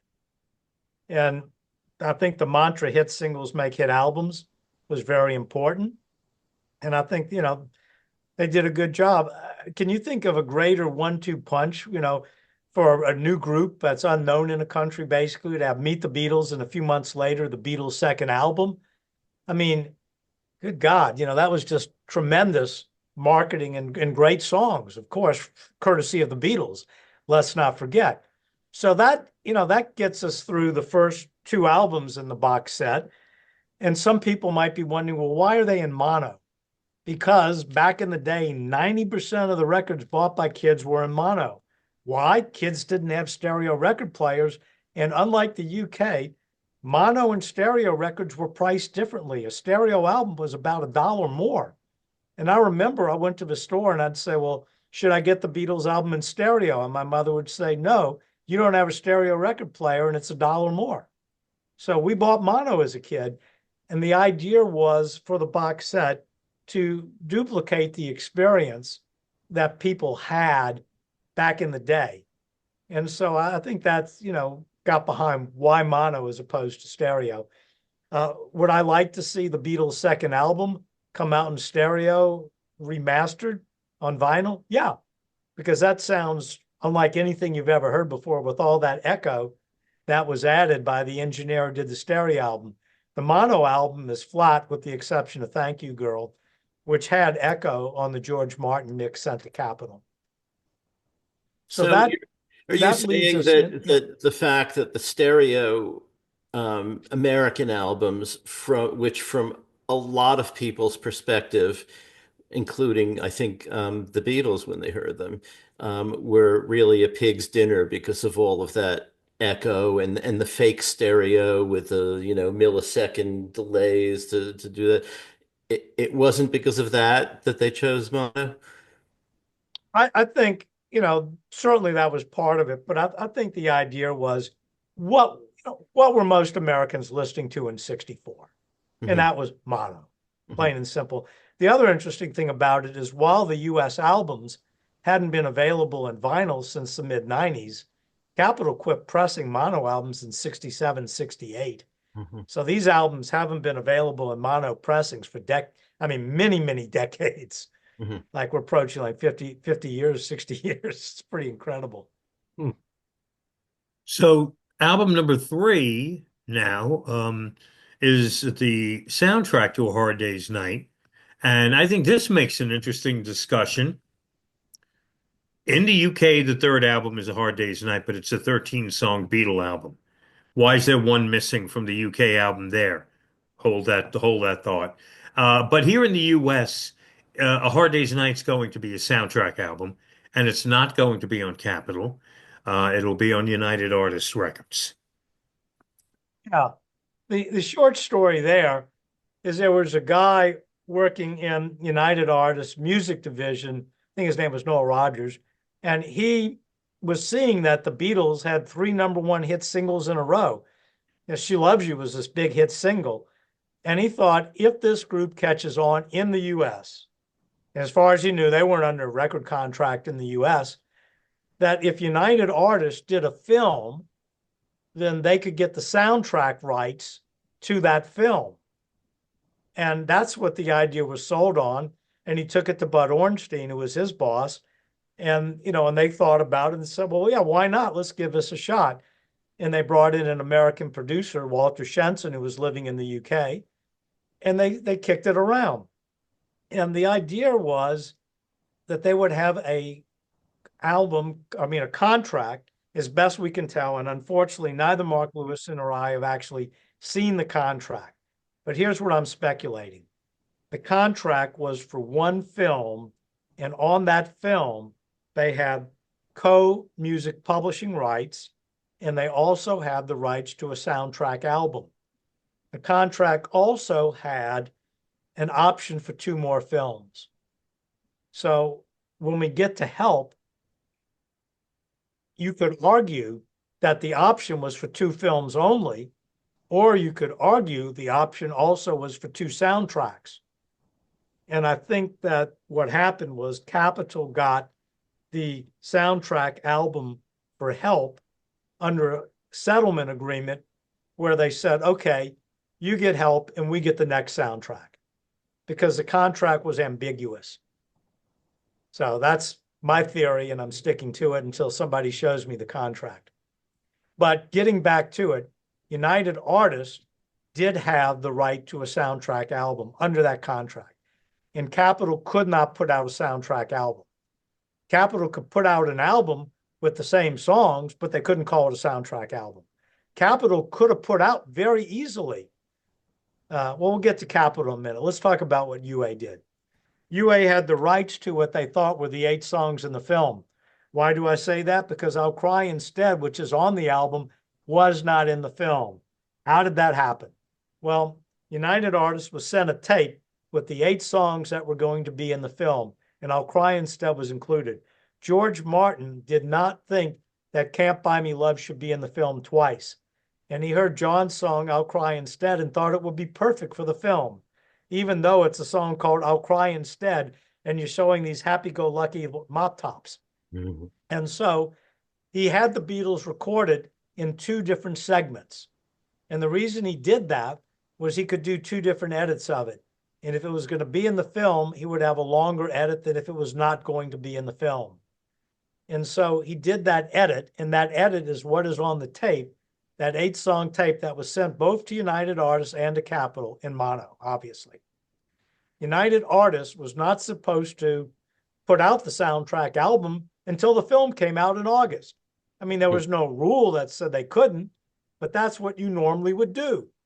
However, Capitol Records wanted to get the jump on United Artists by releasing a bunch of songs from the movie on 45s.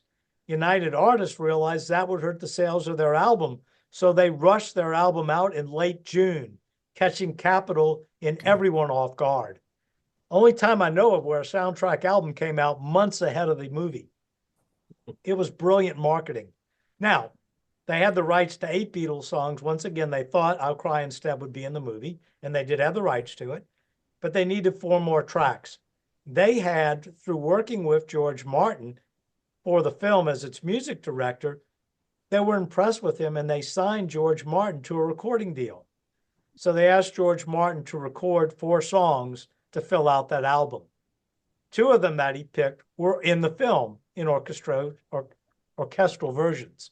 A Dave Brubeck jazzy kind of arrangement of a title track, and also This Boy, which was called Ringo's Theme. Now, George Martin felt the need to re-record those songs and 2 others from the film with an orchestra. And that's the other 4 tracks on the album. Unfortunately, George Martin should have left Good Enough alone and should not have re-recorded Ringo's theme, This Boy. It's much lusher on the album, but I personally prefer the version in the film. The guitar, by the way, is on that song played by a guy named Vic Fleck. Right. And he recently died. And he was also the guy who played the lead guitar on the James Bond theme. So if you listen to Ringo's theme and you listen to the James Bond theme, you do kind of get the similarity and you say, yeah, that is the same guy playing it. Hmm. So anyway, in the US, this album comes out before Capitol has another album. And of course, Beatle fans are going to rush and buy it. And it takes off immediately and is #1 in the nation and 1 million copies sold pretty darn quickly, even though it only has 8 songs performed by the Beatles and 4 instrumental songs. So that's how that album comes about. And a great album it is. I know some people that love those George Martin versions. If Right. you listen to I Should Have Known Better, that is the swinging London sound before you hear it on Petula Clark records like Downtown and I Know a Place. So I love that arrangement that George Martin does on that instrumental. I think And I Love Her is a little bit too lush for my tastes. It's very slow and very, melodramatic. And also the guitarist on that who plays it, the solo on the nylon string guitar, does a boring job compared to the wonderful job that George Harrison does. Even though he's the professional musician, he plays it without any vibrato and very boring, whereas George's is much more exciting on the Beatles recording of And I Love Her. Allan, hopefully you'll agree with that assessment. Yeah, I'll go along with that. I didn't think it was that bad, but I see what you mean. So we assume that that guitarist wasn't Vic Flick as well. It is not Vic Flick, no. I think possibly, with Vic Flick's recent death and the fact that lots of people have, a lot of radio stations, for instance, NPR, have done little focuses on him and the James Bond thing and all that. I think it's kind of interesting that with these albums coming out right now, Vic Flick may, be getting more appreciation than he had ever had, and people who had always skipped the instrumental tracks on Hard Day's Night may now be listening to them. But in '64, I think a lot of us skipped them, which makes it surprising that Capitol didn't say, Beatles fans will buy an album with only 8 songs. Having gone from 12 to 11, they could make that next big leap. Thank goodness they didn't do that, because Capitol's semi-soundtrack album, as I like to call it, they call that one Something New. And it had, once again, 11 songs on it. Now, the idea behind this album was that they were going to take some tracks from the movie. I think the original idea, though, was they were going to do the British album. Now, think about it. If they had done the British album only had 13 tracks on it to begin with. And then You Can't Do That would not have been on it, because that was on the Beatles' second album. And so they could have put out a 12-song album that would have been better than the United Artists album, because it would have had the 8 Beatles songs from the film, with the exception of You Can't Do That, which you already had on your Beatles' second album. I mean, it had everything United Artists had, plus new songs, I guess is what I'm saying.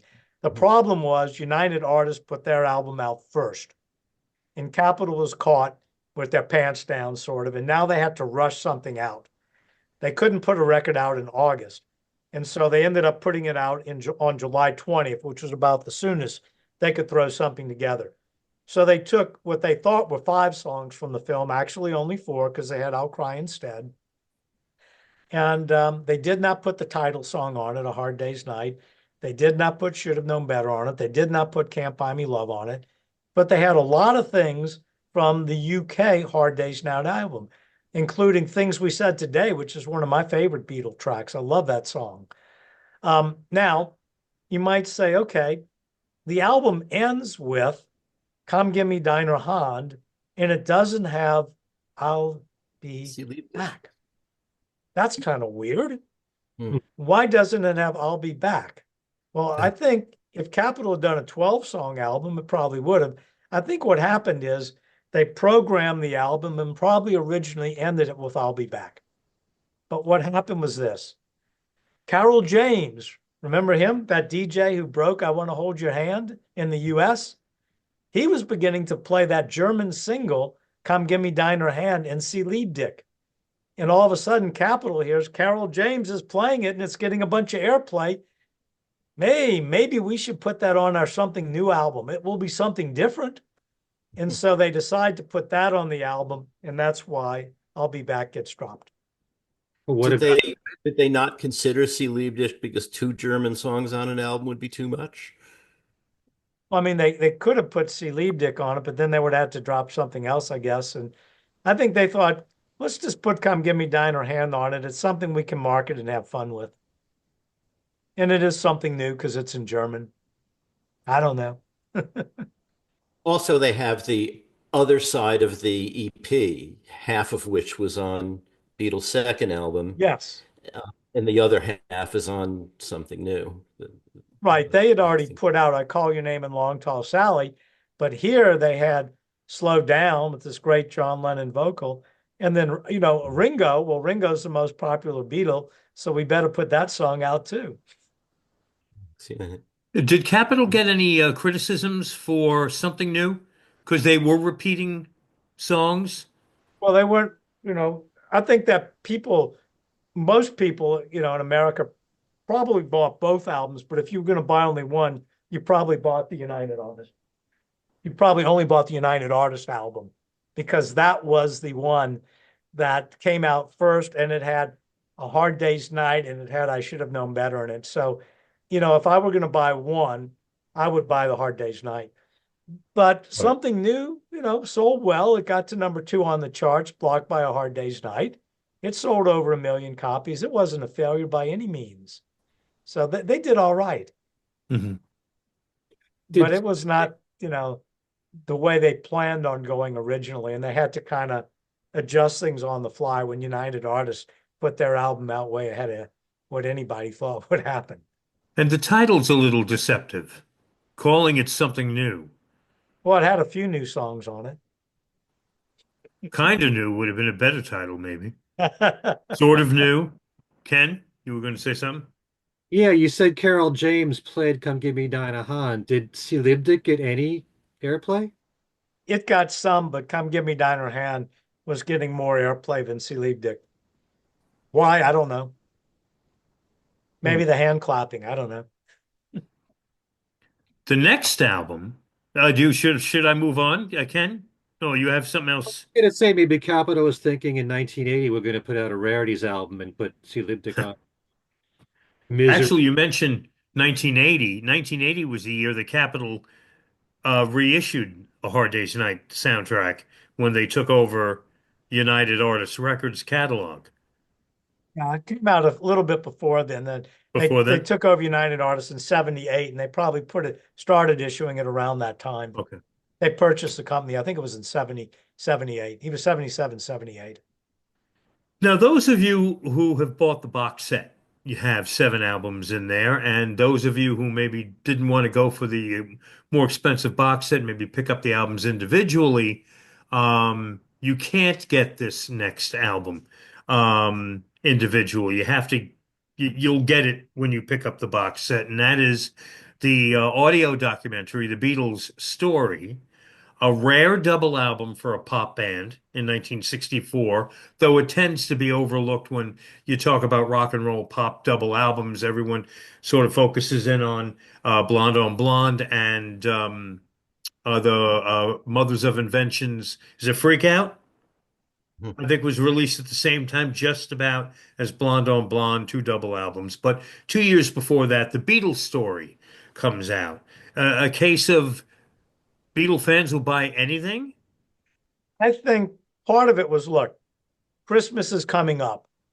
And Capitol was basically told, the Beatles are working on an album now. And Capitol wants to put something out, and they've got this wonderful Hollywood Bowl live album. It's great. Capitol knows it will sell well in America because their Kingston Trio live album sold well. They're planning on doing a Beach Boys live album. They know it'll sell well. There's one problem. George Martin and Brian Epstein say you can't put it out. So Capitol's like, well, we got to put something out. So let's do this documentary. So they get a couple of disc jockeys to help them with it. They have some interviews. it's an interesting timepiece. If you listen to it, you find out that many of the songs are not Beatle performances, but by the Holly Ridge Strings orchestrations. You also, and that's kind of background music that they're talking over. You also find out it does have a Beatles medley on it with Beatle performances. Pretty cool. And even more exciting than that, about 15 seconds of Twist and Shout performed live at the Hollywood Bowl. So that's kind of cool. It is more of a curiosity timepiece than something brilliant. You'll find that the Beatle interviews are all good and well, but the guys who are doing the interviews sometimes talk more than the Beatles because they, I guess, like the sound of their voice. They're disc jockeys. They know they have great voices and they're used to talking a bunch. So, you know, if you're expecting it to be an album with a bunch of Beatle interviews, it has some, but understand you're going to be hearing these disc jockeys as much as the Beatles, if not more. You will hear a couple of errors, but for the most part, not that bad, all things considered. And I like it as a fascinating timepiece. I don't consider it an official Beatles album, and nor did Capitol Records, because when Capitol Records put out the album Beatles 6, it was not included. It would have been called Beatles 7th if they had counted this as an official Beatles album. It's an official Beatles release on Capitol, is the way I view it, but not an official Beatles album per se. Does it belong in the box set? Of course. It's cool. It's a timepiece. Is How it many true that times it did was you a say you've response listened? to VJ's Hear the Beatles Tell All? I wouldn't say it's a response to that now. How many times would you say you've listened to Oh, the me, Beatles? Lifetime? Lifetime, yeah. Well, when it first came out a couple of times, and then later on, when I was doing the Capitol book, many, many times because I was transcribing a lot of it. So I listened to it a bunch. And then when the box set came out, I listened to it one time because I wanted to hear what it sounded like in the box set. I'd say And will I ever play it again? Maybe not. I've probably heard it fewer than 5 times Lifetime, and that's being generous. I didn't listen to it in the box set. I just If you're a didn't completist, you have to have it, have to have it. Don't have to listen but you to don't it. have to listen to it. And Ken, how many times have you listened to it? About the same as Allan. I think I've only listened to it once. It was being the youngest here, but not by many years. It was of course, the album that was of least interest to me. And I built my Beatle collection up in the 70s, and it was mostly stuff that Santa Claus would bring at Christmas time. And Christmas always meant another batch of Beatle records. What in reality was happening was my mom would go to the local Sam Goody or Record World, and she must have kept a list in her purse of the Beatle albums I already owned or that she had bought me the Christmases before, and would send the store clerk to pick things out. And the Beatles story was the obvious one that probably got always passed over. So I never heard it until I bought a used copy of it, mint condition, in the aughts after 2000. I had never heard it, and got it at the fest from a dealer who had in perfect condition, and that I think is the only time I've ever heard it. Haven't listened to it in the box set yet, but will. But All these copies are in mint condition, Darren. um, and then so now we come to the end of the year, and we're up to the sixth album in the box, fifth individual, and that's Beatles 65, which came out in 1964. Right. I think Capitol was going to release it in, late December, possibly early January, whatever. But I think they wanted to make this a look forward with the group. They had gone backwards with the Beatles story. So hence Beatles 65. Dexter believed that the Beatle album covers were wrong for marketing something in America. And he had a point. In England, the album jackets were, used to a certain extent, but in the US, Dexter felt it should be in your face. if you look at Beatles for Sale, Beatles for Sale is smaller than the Parlophone logo. You can barely read it. And so Dexter wanted to have something in your face. Plus, he didn't particularly like that picture. And he asked, Brian, what else you got? And he was sent these publicity pictures. And essentially, there were 4 shots taken by Bob Whitaker that represent the 4 seasons. And yeah, they could have been laid out in a quad, but that wouldn't have worked because where do you put the album title? So Dexter got the idea. You go with the album title at the top, and you make one of those 4 things the feature one, and then you make the other seasons in smaller boxes below that. I don't think Dexter did the artwork himself. George Osaki probably did the artwork, but I think Dexter probably gave him the idea of, I want these 5 images. I want Beatles 65 big, come up with something. And George Osaki came up with a brilliant album cover. It looks great. Now, Have another what look. Dexter did, once again, this is not a case of, of Capitol butchering the Beatles. Okay, it was going to have 6 songs on side 1. What are the first 6 songs on Beatles 65? The first 6 songs of Beatles for Sale. Exact same running order. Okay, side 1's done. Now we need side 2. What are we going to put on side 2?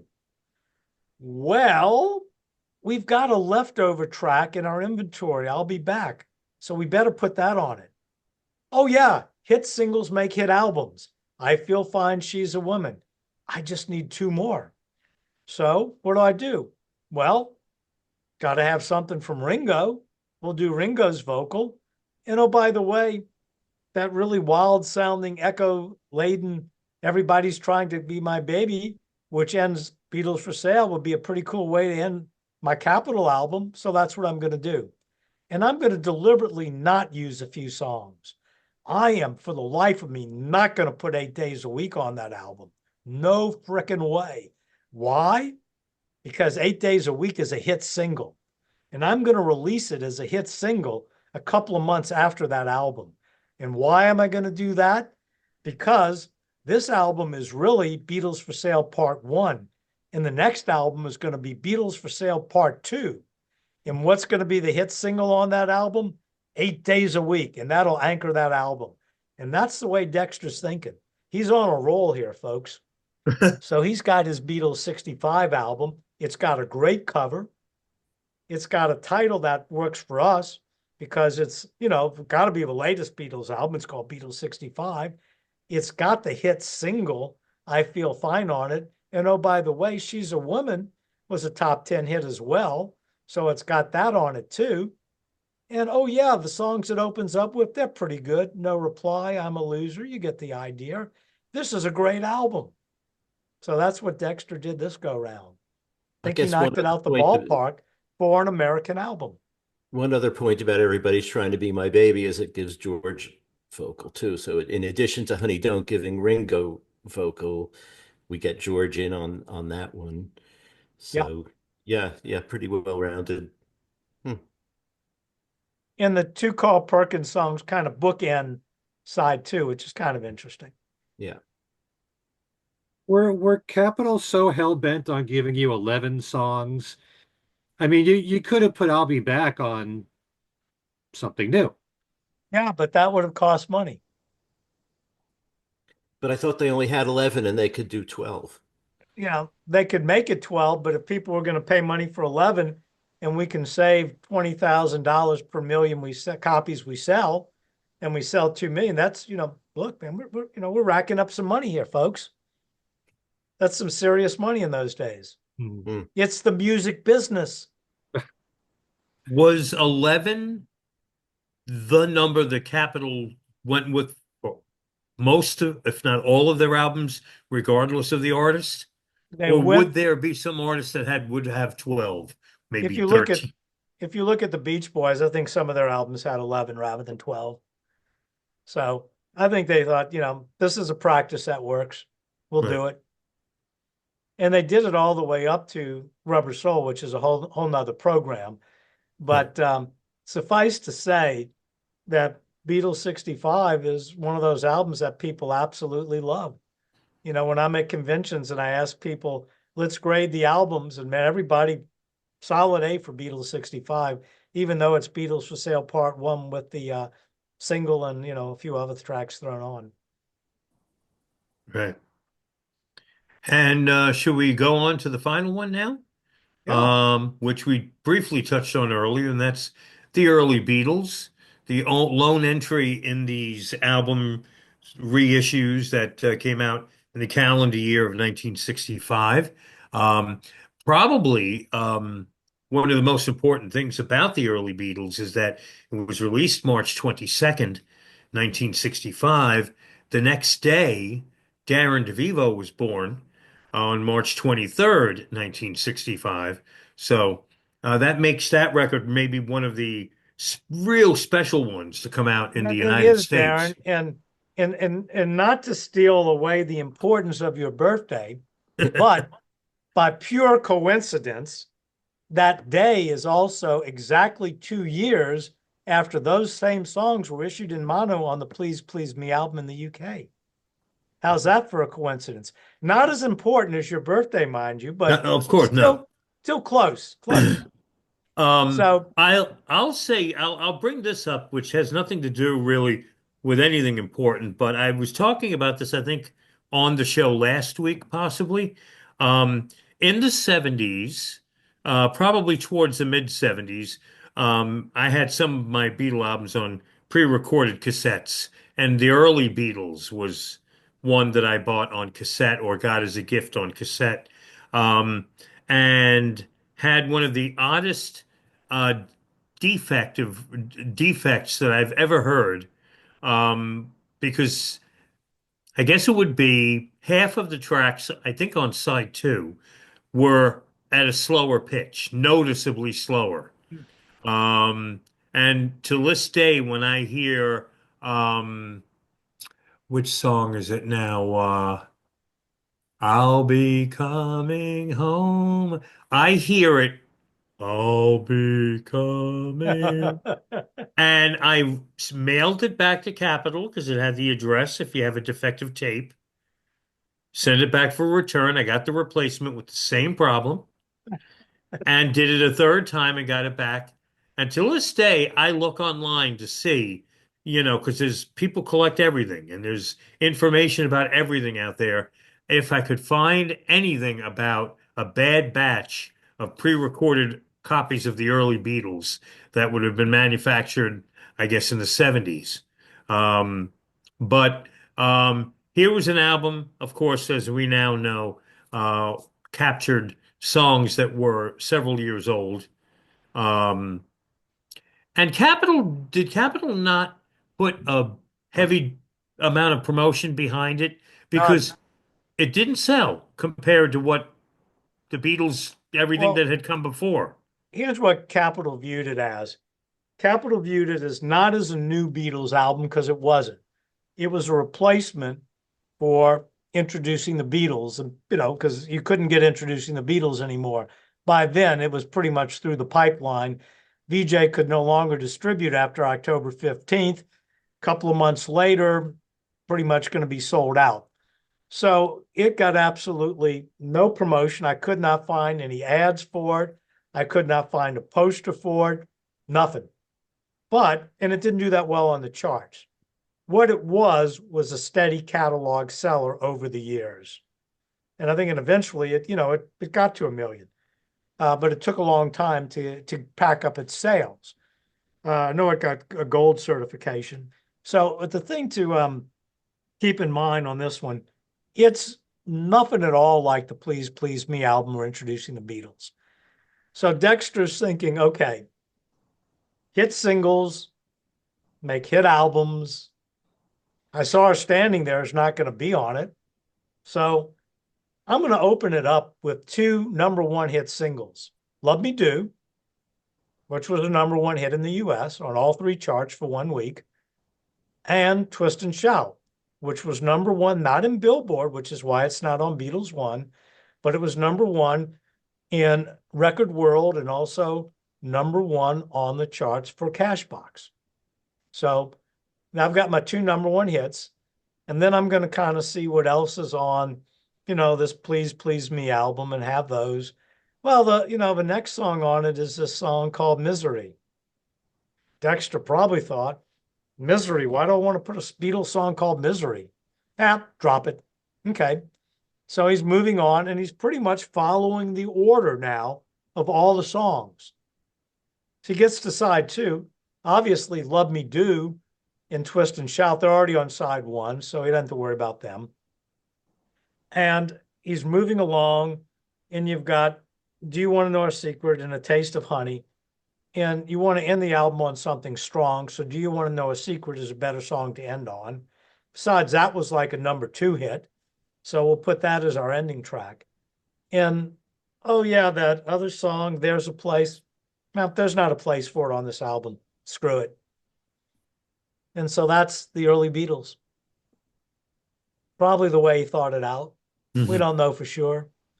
All we know is it's not particularly an oh my God, great album, but it is the way that not necessarily first generation Beatle fans listen to those songs, but it's the way 1.5 and second generation fans listen to those songs. I'm sure many of them, like when your mom was getting you the album, she got you the early Beatles, didn't she? I believe that it was the tape. Yeah. And I don't know when I got the vinyl, but the tape was, I'm pretty sure, a gift too. Yeah. Maybe So, from I mean, another relative who wouldn't spring for the album and get him right. the tape. So, my idea being that it's relevant in the sense that many kids listen to that album growing up. Oh yeah, and to me it was a Beatle album, period. Yes.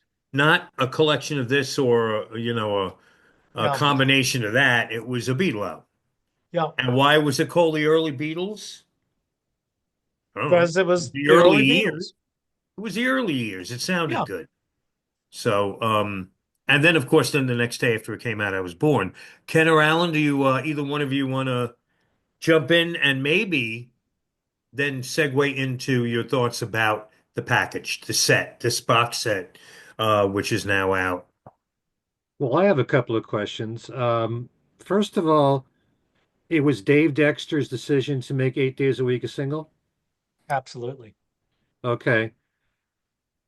You may have already answered this question, but was there ever any problem between EMI in the UK and decisions made in the US, or is whatever Dave Dexter wanted, was it like, did he have autonomy? Initially, no.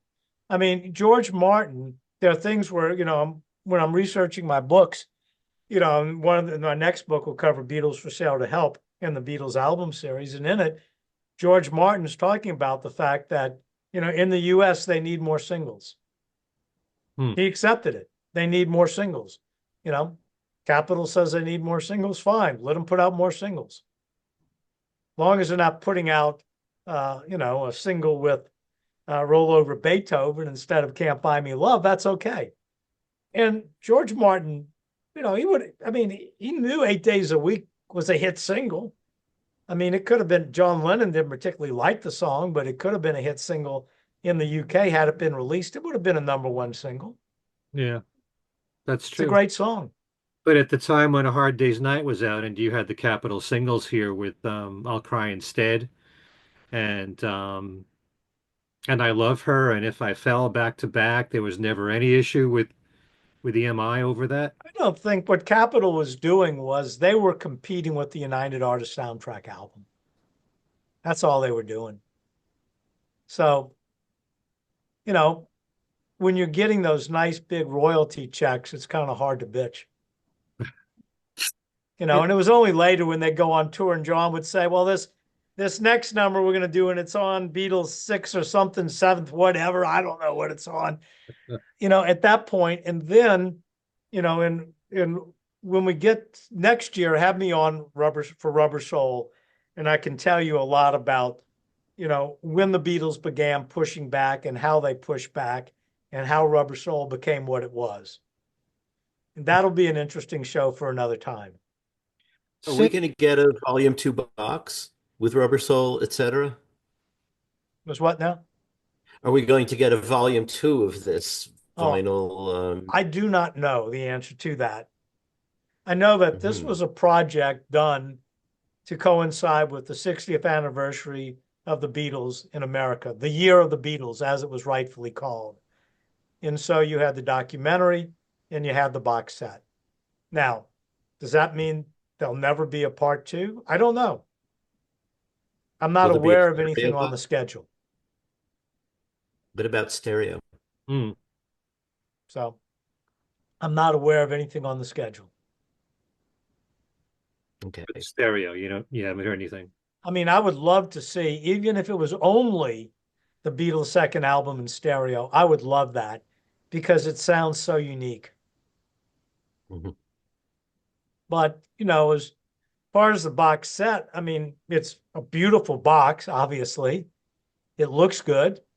Um, I like the fact that you have the inner sleeves. So for those who bought it later on when they weren't using those inner sleeves, you see how Capitol was promoting their other albums in these very beautiful sleeves. I like the fact that they have the record in a nice, sleeve on its own so that way you're not going to damage it. It has a wonderful caution telling you about how to play and clean your records. Yeah. Some very cool stuff. And on the 4-page insert, the first page shows a Capitol tape box, which is kind of cool. Allan can hold that up and you'll see what the Meet the Beatles tape box looked like. That's really cool. And then on the back of that insert, it has information about the songwriting and the publishing. It has some notes on how it was mastered at the top. It tells you who did the mastering, Kevin Reeves. It tells you the wonderful people at Apple and other people involved in the project, such as Guy Hayden, Mike Heatley. And then it also tells you who wrote the liner notes, which is some guy named Bruce Spizer. Hmm. And on the inside, it has the liner notes. And, it also tells you who did the art direction. And the art direction, I think, came out really nice. The hard part about the liner notes was I was told keep it around 1,500 words. And if you need to go 1 or 200 over, that's okay. Well, you can imagine from the number of words I probably uttered during this broadcast, Hmm. that was a real challenge. Hmm. And in doing so, I thought, number one, I'm really not going to write about how the songs were written and recorded. That's been done elsewhere many, many Yeah. times in official Beatle products. Wonderful stuff done already by Kevin Hallett. No reason for me to do that. And Darren needs space to do the artwork. So, I've got a limited amount of space. What am I going to do? Well, give the history of the albums and also set the record straight for those who didn't buy my Capitol books of why things were done the way they were done. And that Mhm. was my main mission on this, was to explain what was done and why it was done. And quite frankly, to provide a defense for it being proper in its day. If the Beatles came out today, we'd put out 14 songs on the album and you could stream all 14 songs. It'd be a totally different ball game. But for what was done in 1964, I think it was the right thing to do. I agree. Darren mentioned this earlier. Hear the Beatles tell all. How did VJ get away with that since it wasn't really a music album? Well, it wasn't a music album and they didn't market it as one. And basically, they had these interviews, and they did get in a little bit of flack from Capitol because Capitol said, those DJs that did those interviews had the right to do those interviews, but we never gave them the right to release them as an interview record.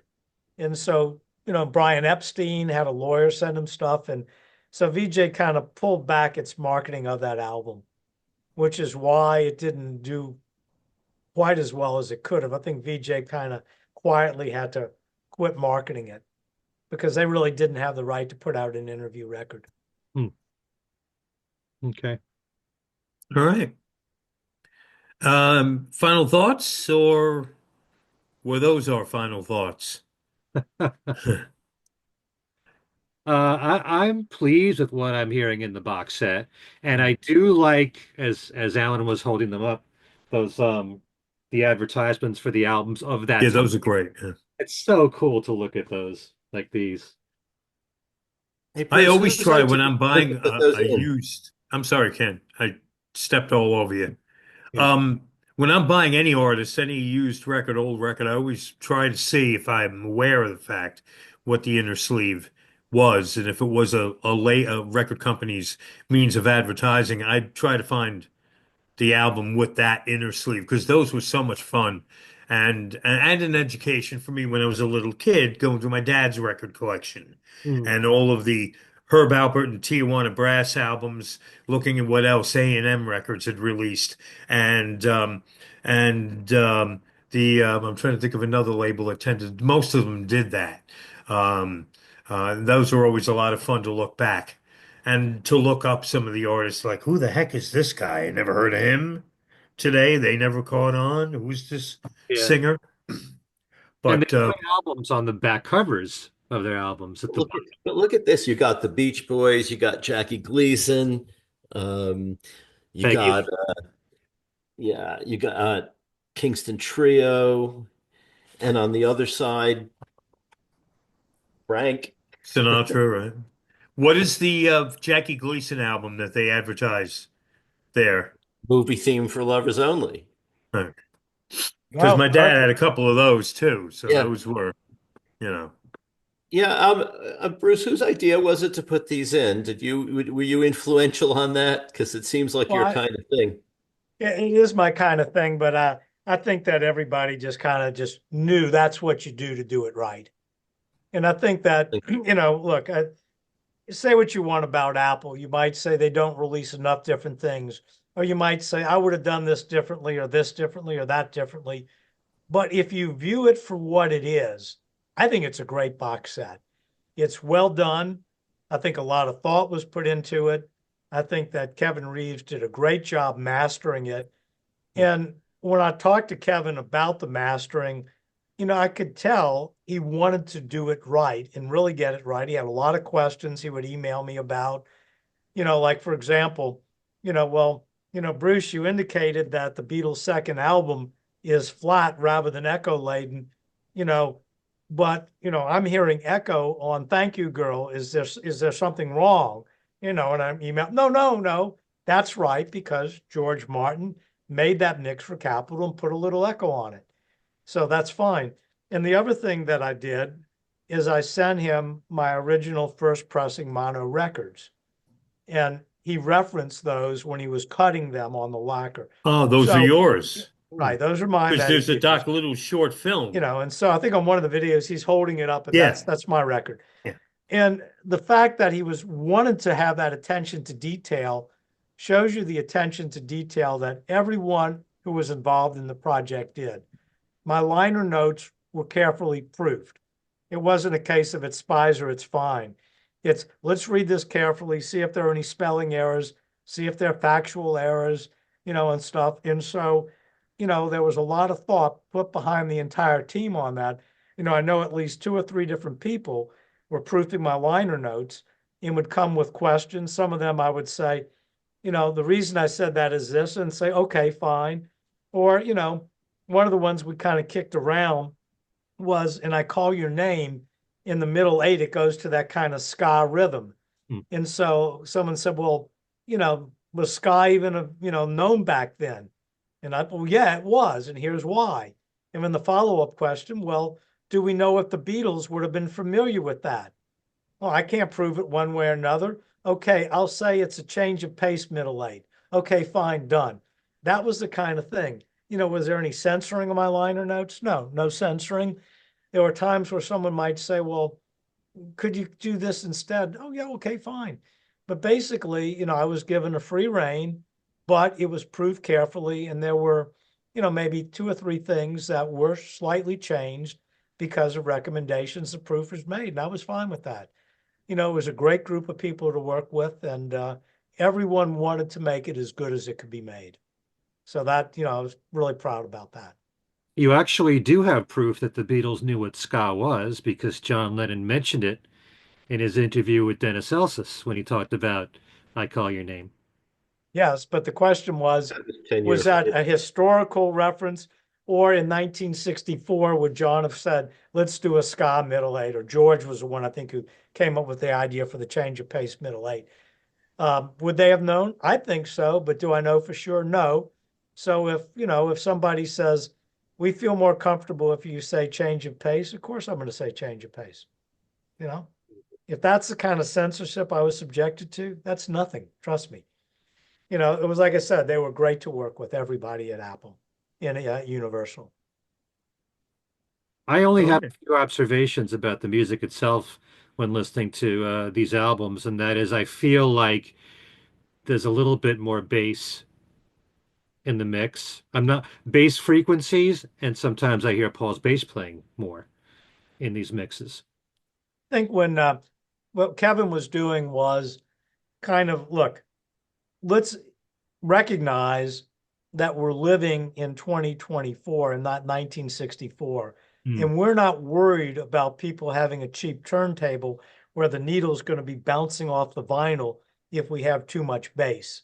Yeah. So I think it's, yes, it has a little bit more bass, but I think because he referenced everything to my original records, I think it's true to 64. But, if this technology existed in 64, this is what the Beatles would have wanted, no doubt. But it's close enough to what you hear in 64 to where you don't listen to it and go, oh my God, this has way too much bass. How could they ruin it for me? So I think it fits the definition of giving you that nostalgia, but slightly tweaking it. And I think Kevin Reeves nailed it. Yeah. I really was very pleased with it. Sounded great on my system. I heard some of the discs in the UK on a really great system, and they sounded even better than they do at my house. But they sound darn good at my house. I also felt, I don't know if any of you heard this, but on Something New, side 2 sounds like it's at a lower level. It's not as loud as the first side. Maybe that's just my ears. Yeah.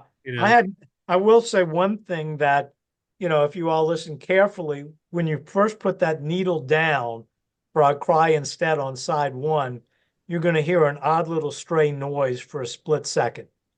And that is only available on the mono Capitol album. It is not on the single of I'll Cry Instead, and it is not on the UK soundtrack. To me, and I talked to Kevin about it, we think it's John's acoustic guitar making some sort of sound. Not quite as obvious as I Feel Fine in feedback, but if you listen really carefully for a millisecond, you're going to hear something. We think it's John's acoustic guitar. Interesting. All right.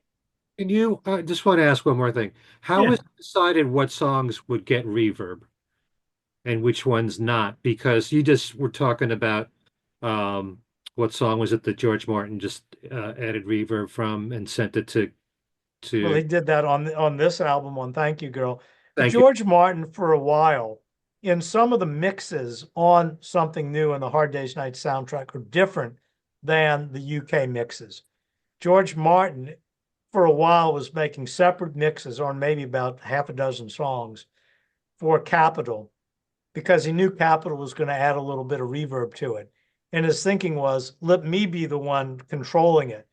Silly George, what he didn't understand was Dave Dexter was going to add reverb to it anyway.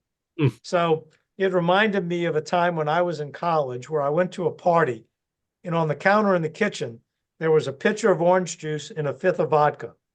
And so I took the pitcher of orange juice and I poured it into my glass, and then I poured some vodka in.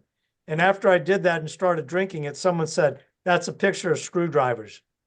So that's what Capitol did. Essentially, they were adding that extra vodka. You essentially ended up with a power quit drill. doing it because Capitol was going to do it anyway. But And you were drinking a power drill. what made them think these particular songs Thank you, Allan. need reverb? Go ahead, Ken. No, go. No, I was saying, what was it in Dave Dexter that made him think, I Feel Fine must have reverb. She's a Woman must have reverb. It's a single. Do it that way. It was a single. He wanted it to have a hot sound. And for whatever reason, the album the Beatles' second album was mastered by two different people. One did the mono, one did the stereo. And the guy who did the mono, didn't get the memo, make it really hot, give it a bunch of echo. The guy who did the stereo got that memo, if there was a memo, and he added all that, particularly on the 5 cover songs. That's where you hear the most echo, and particularly on Roll Over Beethoven, Please Mr. Postman. Those two really stand out on the stereo. It's not in the box set. I kind of wish as a bonus they would have included that, and maybe one day it'll be made available. Who knows? But, you can obviously get the album on eBay if you don't have it in your collection, or from Rockaway, or, other sources. And I remember when I first heard it, it was probably 1968. And it was just, oh my God, this is so different. It sounds really cool. So, yeah, I would love to hear Kevin Reeves do a remaster on that. So maybe one day it'll happen. Let's put it this way. It's not a high priority item, but maybe one day it does get done. You can also find it on those, the 2004 and 2006 box sets. Yes. Everyone seems to have forgotten about those. They were great. They had mono and stereo. Yeah. Had on the rubber sole with the mistake from the US one, and everything is there. And if you really, really want to collect stuff, you can get the mispressing of of the rubber sole disc from the first press of that set. So yeah, stuff's out there. I mean, if you don't want to get this box, finding But I will that. say this much. I think that box, the vinyl, I think sounds a lot better than the CDs. Not that the CDs are bad. I just think this stuff sounds phenomenal. As I've said once again, the attention to detail on Kevin's part to really cut those masters right, use the original mono pressings as a reference, and and give it that more modern bass sound without overdoing it. I think he really threaded that needle perfectly. Bruce, as always, thank you so much for your time and your expertise, and the liner notes that you provided, which have enhanced our enjoyment of these albums that we've been listening to for decades. Do you have anything coming up? Any Beatle-related appearances, or that you want to make mention of? Information about your next book? Anything going on right now? Well, I first of all, for those who don't know my website, it's dead easy. It's just Beatle, BEATLE.net. So Beatle without an S.net. And for those that are saying, well, I enjoy the liner notes. I don't have any of your books. What should I do? I would get the book, The Beatles Are Coming, which is a very detailed story about, the Beatles' first US visit and the things leading up to it, and the full VJ story. And then also these books are available in digital, the Capitol album story books 1 and 2, and the VJ book. The actual books are sold out. I don't have any on the website. They're expensive in the secondary market, but the digital versions are expanded as well. So, in their PDF files with great images and stuff. And so those are worth checking out.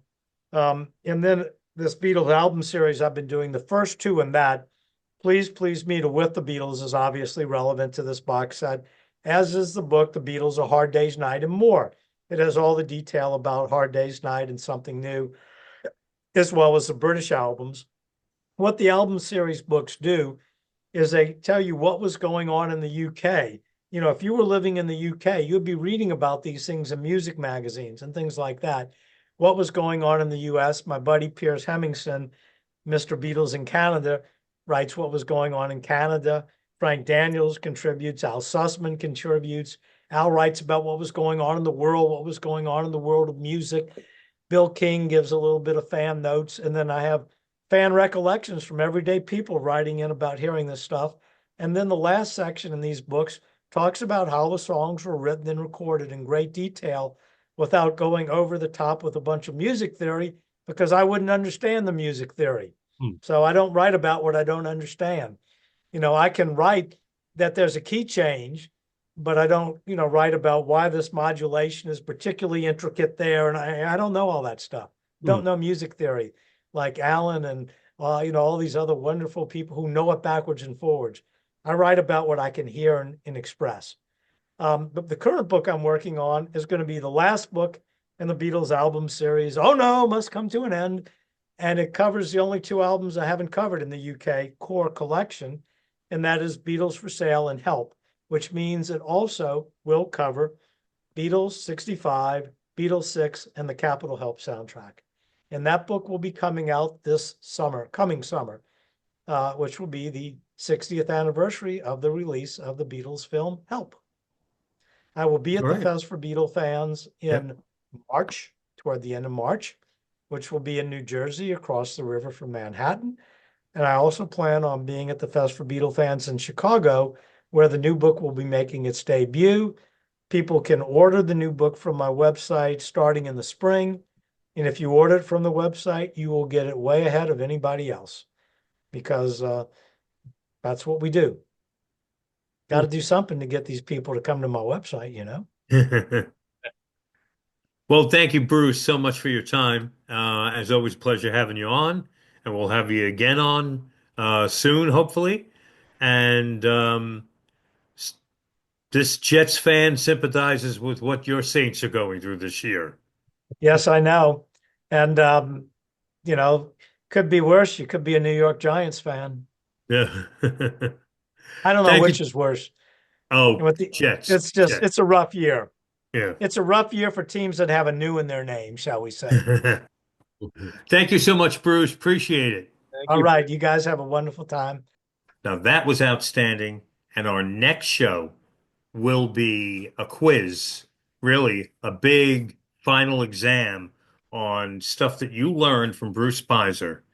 All right. So it'll be a comprehensive final exam. Bruce is amazing.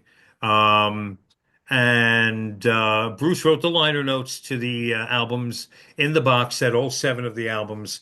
And it was a pleasure having him back on and talking about this box set, these albums, newly released on vinyl and mono, the 1964 US Beatles albums, plus the early Beatles released the day before I was born, March 22nd, 1965.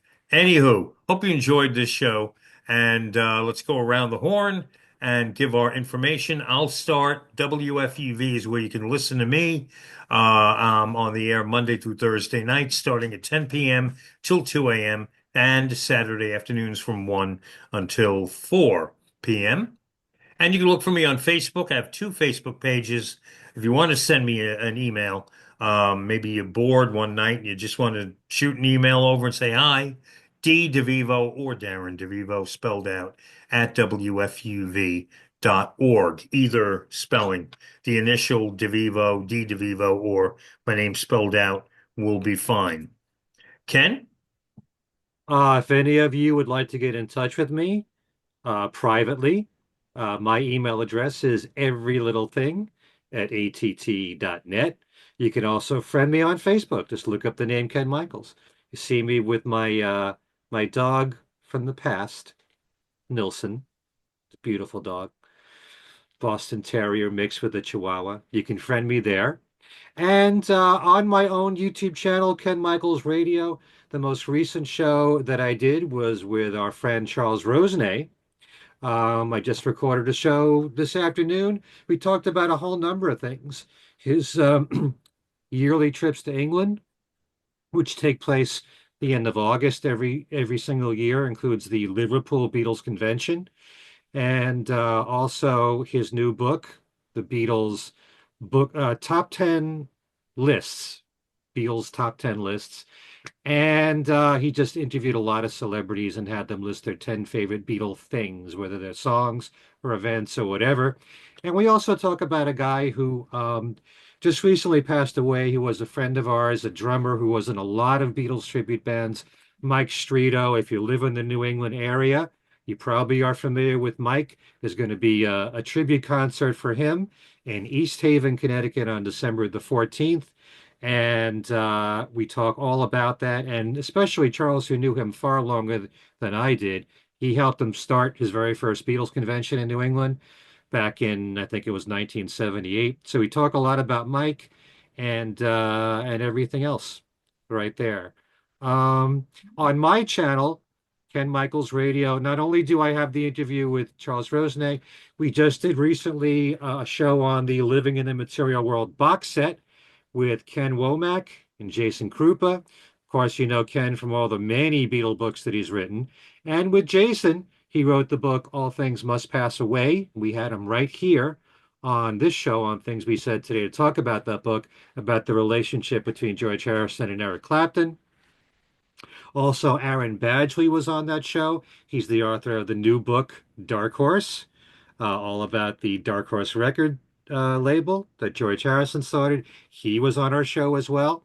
And Tom Brennan, who is the Badfinger guy. Anything you wanted to know about Badfinger, you asked Tom Brennan, and he helped put together all these Badfinger demo releases and the releases of Pete Ham and Tom Evans, those demos that recently came out. And so they all talk about the Living in the Material World box set, our thoughts about the new mix, the outtakes. It's all there in our next to most recent show. We did a show also on the Living in the Material World box set on my other podcast, Talk More Talk, a solo Beatles videocast, which you can check out on our YouTube channel.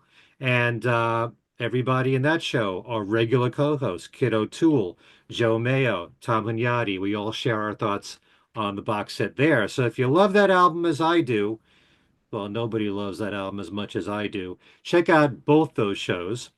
And as far as Every Little Thing, my radio show, the best way to listen to that is on the website for WFDU in New Jersey. The website is WFDU.FM. There is a page there for their archive shows, and they post my two most recent shows that aired on the radio station.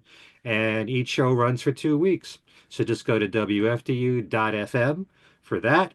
And KenMichaelsRadio.com is my website, and you can find Beatles trivia every couple of weeks at the moment, and you can win great prizes, especially a lot of the Beatle books that are out there. And very soon, the very same CD that I just held up of Ivy's demos.